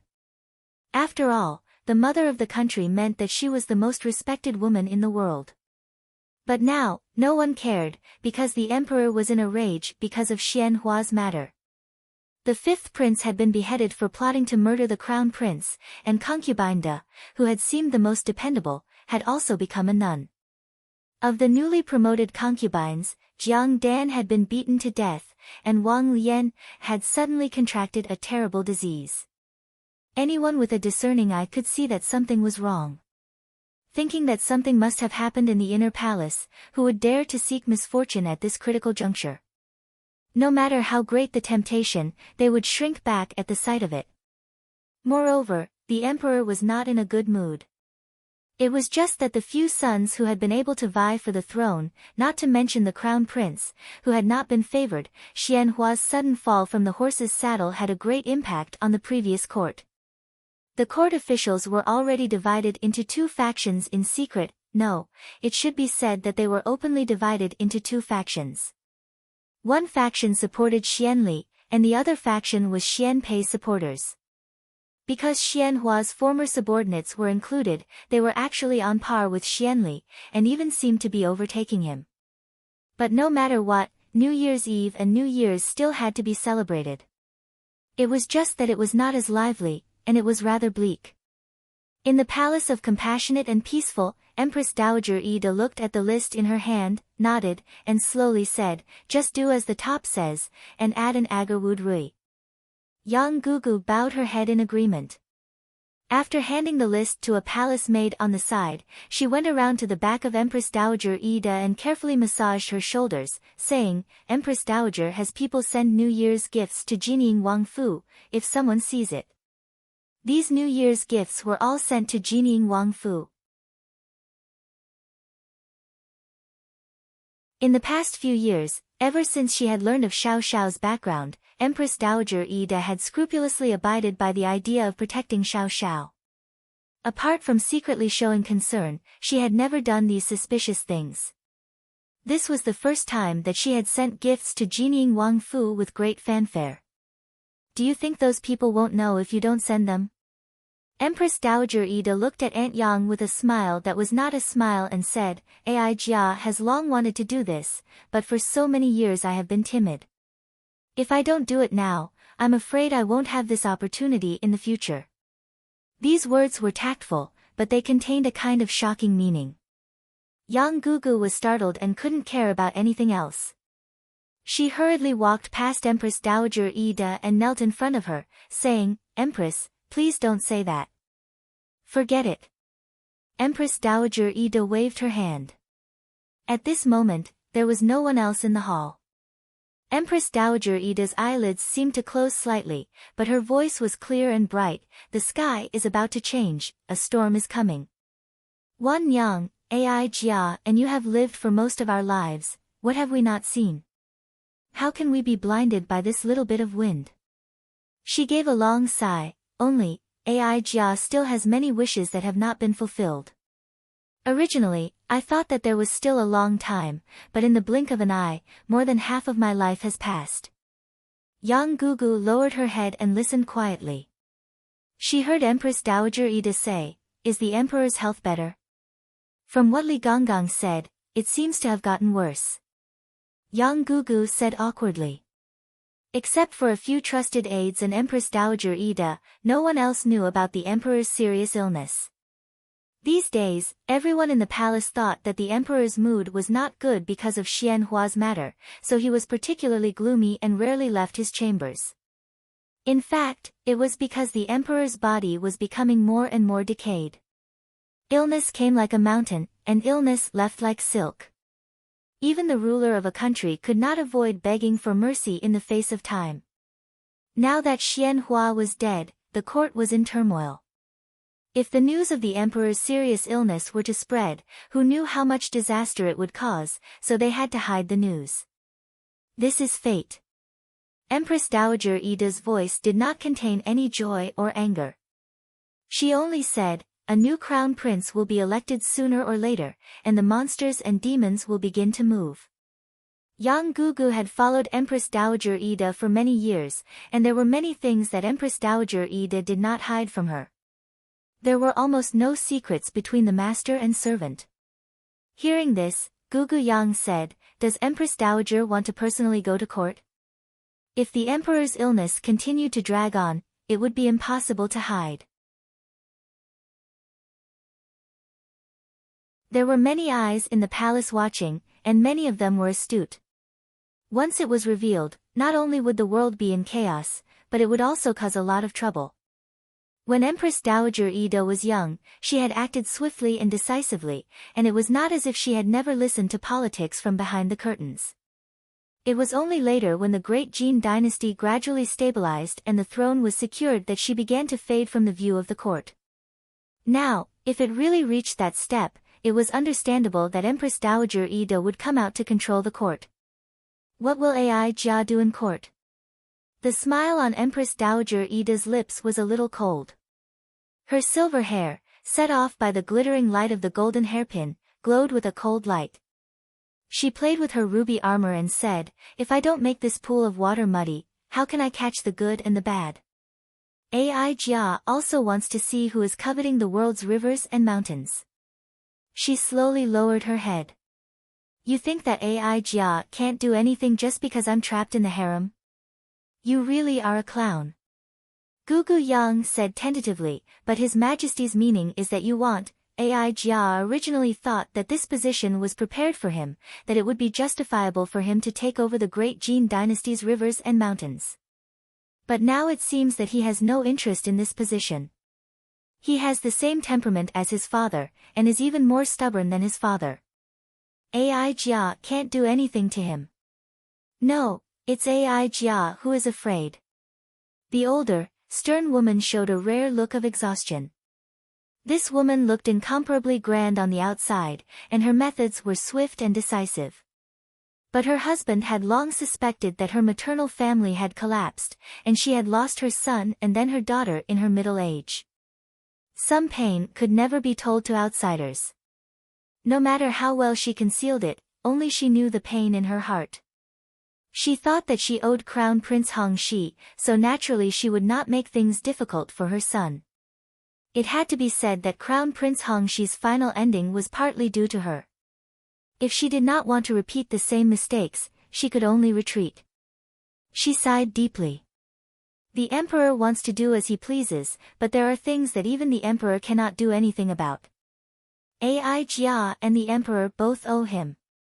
No matter what the emperor thinks, Ai Jia will help him. But if he is unwilling, Gugu Yang was somewhat troubled, and carefully probed, according to Empress Dowager's opinion, who should we help? This country was ultimately the Xian family's country. If that person did not accept it, between Xian Li and Xian Pei, one of them would be the future crown prince of the great Jin dynasty. Empress Dowager Ida did not show much enthusiasm for these two grandsons, but Empress Dowager Ida's attitude was indeed very important. Wan Yang, do you still not understand?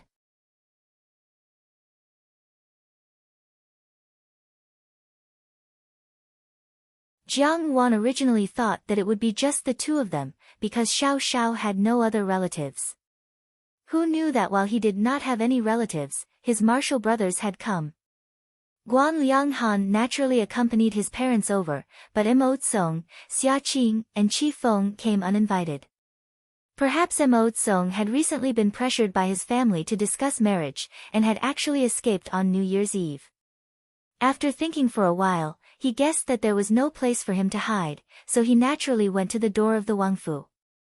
Xiao Xiao naturally would not say anything, and Jiang Wan would also not drive them out. Housekeeper Lin, on the other hand, felt that it was good.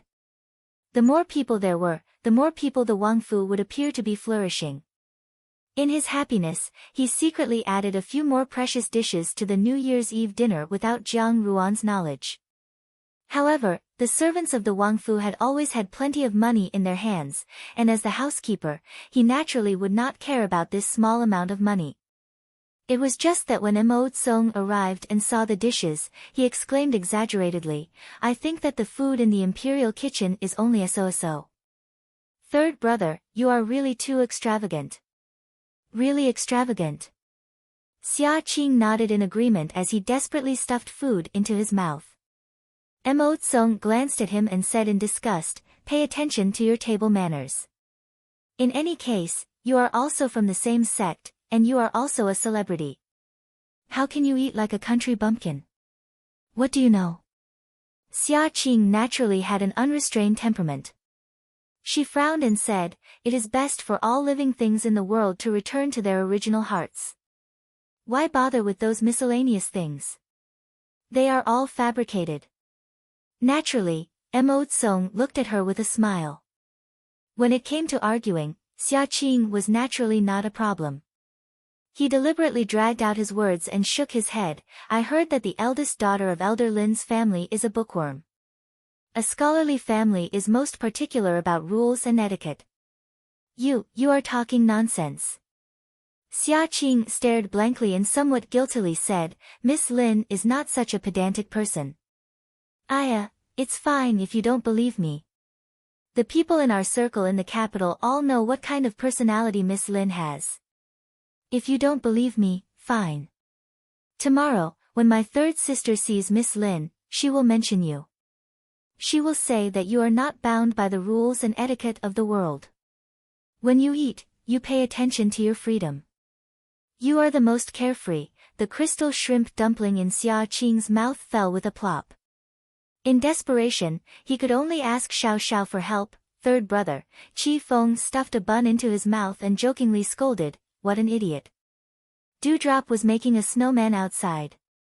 Lian Xiao squatted on the ground and set off fireworks. Tianzhu crossed his arms and looked at the two of them. Tianzhu originally felt that these women's playthings were disdainful, but now they were not so disdainful in his eyes. The corners of Tianzhu's mouth slightly curled up. Dewdrop's snowman was a mess. One could barely see the shape of a human, but its head was bigger than its stomach.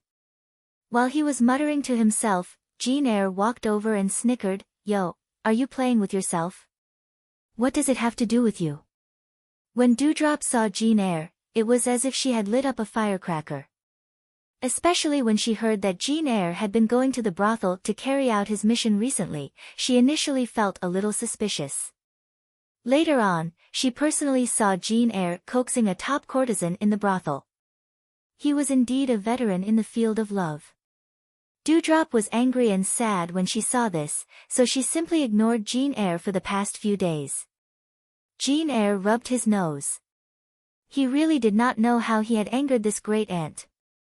When he saw that Dewdrop really ignored him after she finished speaking and went back to making a snowman, he suddenly felt a little guilty. After thinking for a moment, he also squatted down next to Dewdrop and wanted to help her make a snowman. However, Dewdrop did not ridicule him like she did in the past. She only lowered her head and silently made snowmen. Jane Eyre felt a little strange. Suddenly, he felt his hand heat up. He was stunned for a moment and saw that there was a crystal-clear drop of dew on the back of his hand. He suddenly realized something and quickly reached out to hold Dewdrop's shoulder and pulled her towards him. Indeed, Dewdrop's shoulder was still shaking. He reached out to lift Dewdrop's chin and saw a pear blossom's tear-stained little face. It was very pitiful. "What's wrong?" Jane Eyre was a little flustered. He hurriedly used his sleeve to wipe Dewdrop's tears and said, "I was wrong. Hey, don't cry. If I've angered you, why don't you hit me a few times and I'll help you vent your anger." Jane Eyre was used to coaxing women. Usually, when he saw a woman crying, his words would make people laugh through their tears. However, when faced with Dewdrop who was crying, he was at a loss of what to do and did not know what to say. Hearing this, Dewdrop cried even more sadly. As she cried, she said, "Why did you come over to coax me? Why did you provoke me? Go look for your sweetheart. Stay away from me." Jane Eyre was taken aback. He did not know what the sweetheart that Dewdrop mentioned meant. In front of him, he was more worried about how Dewdrop could stop crying. He said anxiously, "When did I provoke you? Everything was fine. How did it become my fault again? Hey, don't cry. I don't know what to do if you cry." Dewdrop ignored him and turned to leave. She had a straightforward personality and was born in the marketplace. She was not bashful like other women. She was innocent and unaffected, but also had a heroic spirit. She cried as she said, provoking this and provoking that.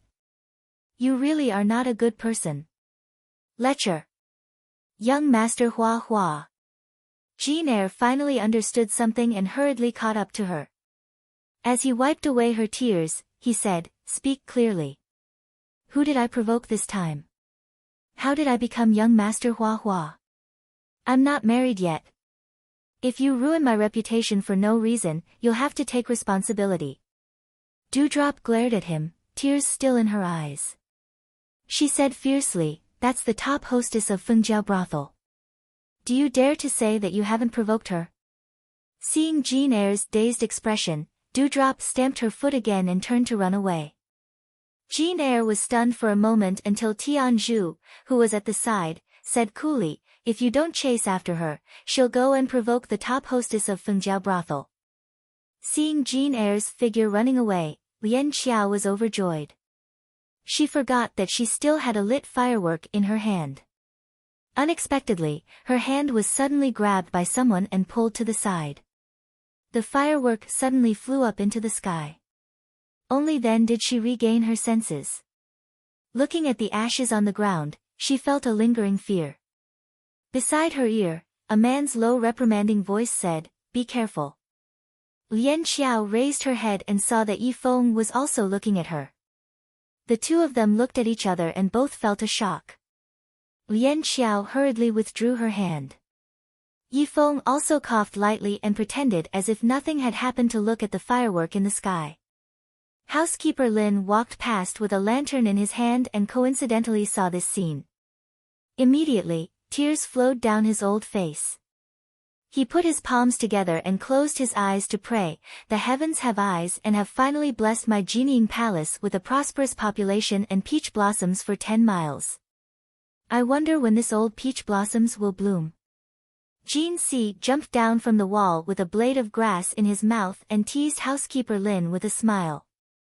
Housekeeper Lin's old face turned red and he said, "What does a little girl know?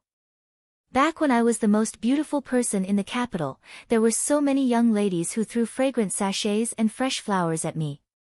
It was also a house full of red sleeves, achoo." Jean San sneezed and pulled Jean Si out, saying, "What an old story. Why are you still here? What's there to listen to about the story of a rotten old man?" "Who's a rotten old man?" Housekeeper Lin flew into a rage. "I'm a handsome man, a handsome man." Everyone had their own way of celebrating New Year's Eve. Some people celebrated it warmly, while others celebrated it coldly. For example, at the 8th prince's residence, although it was also filled with songs and dances, fine wine and delicacies, there seemed to be something lacking. The man on the main seat had a gentle smile on his lips, as if he was bathing in the spring breeze. He held a white jade cup in his hand and smiled as he clinked cups with the person opposite him. The person opposite him was also dressed in gray, with a long curtained hat that almost covered half of his face. It was none other than Yuan Chuan. He downed the wine in his hand in one gulp and sighed, "The fine wine of the great Jin dynasty is indeed mellow and mellow. Your Highness's residence is especially mellow and mellow. It's just a worldly possession." Xian Li smiled slightly and spoke with utmost sincerity, as if he was facing a close friend from childhood. "If you like it, I am willing to share it with you." He was not referring to the fine wine in front of him, but the meaning behind his words was something that the two of them had to guess on their own. Yuan Chuan put down the wine cup in his hand, his red lips curling as he said, "Speaking of which, now that His Fifth Highness is not here, the Crown Prince's great undertaking is difficult. The important matter of appointing a Crown Prince is imminent, and your Highness's great undertaking is at hand. It is worthy of celebration and should be congratulated."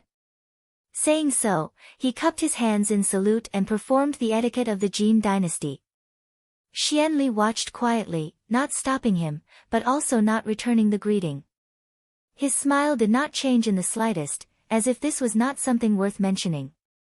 Yuan Chuan's eyes narrowed slightly. This young man was not stupid, at least his patience could not be underestimated. Hearing this, his face did not reveal the slightest trace of pride or worry, as if he knew that he had something to say next. There was no need to hide anything when dealing with intelligent people, so Yuan Chuan did not intend to hide anything. He smiled and said, "It's just that Yuan Chuan thinks that your Highness still has some troubles." Xian Li smiled without saying anything. Yuan Chuan said, "Forgive me for being so bold, but the great Jin dynasty's territory originally belongs to your Highness, and there is nothing wrong with that. It's just that among the princes, besides your Highness, there is also the 13th prince. Your Highness is a dragon and phoenix among men, and also talented and romantic. This is an impeccable matter. Even if the 13th prince came later, just by relying on his new power, there is nothing to fear. It's just that." He paused, his tone somewhat regretful, he just had to follow Jinying Wangfu. Xian Li's fingers moved imperceptibly. Even if it was a small movement, it was still captured by Yuan Chuan. He curled his lips and said with a smile, Jinying Wangfu has the power of 300,000 troops, and its unshakable foundation is even more unfathomable. There is a saying, the one who obtains the Jin guards will obtain the world. Perhaps this is not without reason. Xianli sighed, a trace of embarrassment hanging on his face. I once tried to be on good terms with Jinying Wangfu, Xiao Xiao. Unfortunately, it was difficult to move him no matter what. I do not know how 13th brother managed to gain his favor, and actually secretly protect him. Perhaps this is heaven's will. Your Highness is wrong. Yuan Chuan smiled mysteriously, there is no such thing as heaven's will in this world. The mysteries of heaven that can be glimpsed is not something that can be changed overnight. This world should originally belong to your Highness. In reality, it is not that 13th prince has gained the favor of Jinying Wangfu, but that 13th prince has gained the favor of Jinying Wangfei. Can Yuan Chuan dispel my doubts? Xianli asked with a smile. Yuan Chuan lowered his head and said respectfully, this is only natural. The imperial court is in chaos, and the 13th prince is well protected, making it difficult for him to move. Jinying Wangfu is even more impenetrable, and the only exit can only be Jinying Wangfei. Oh. Xianli's smile deepened. Women, attacking the heart is the best. Yuan Chuan also smiled, you're tuning into the Blissful Bookshelf YouTube channel. We're so grateful for your support and don't forget to subscribe to join us on this incredible journey through captivating stories. Your generosity through donations truly makes a world of difference, as it's the primary source of revenue that allows me to expand and enhance this channel for you. Thank you from the bottom of my heart for being a part of this adventure.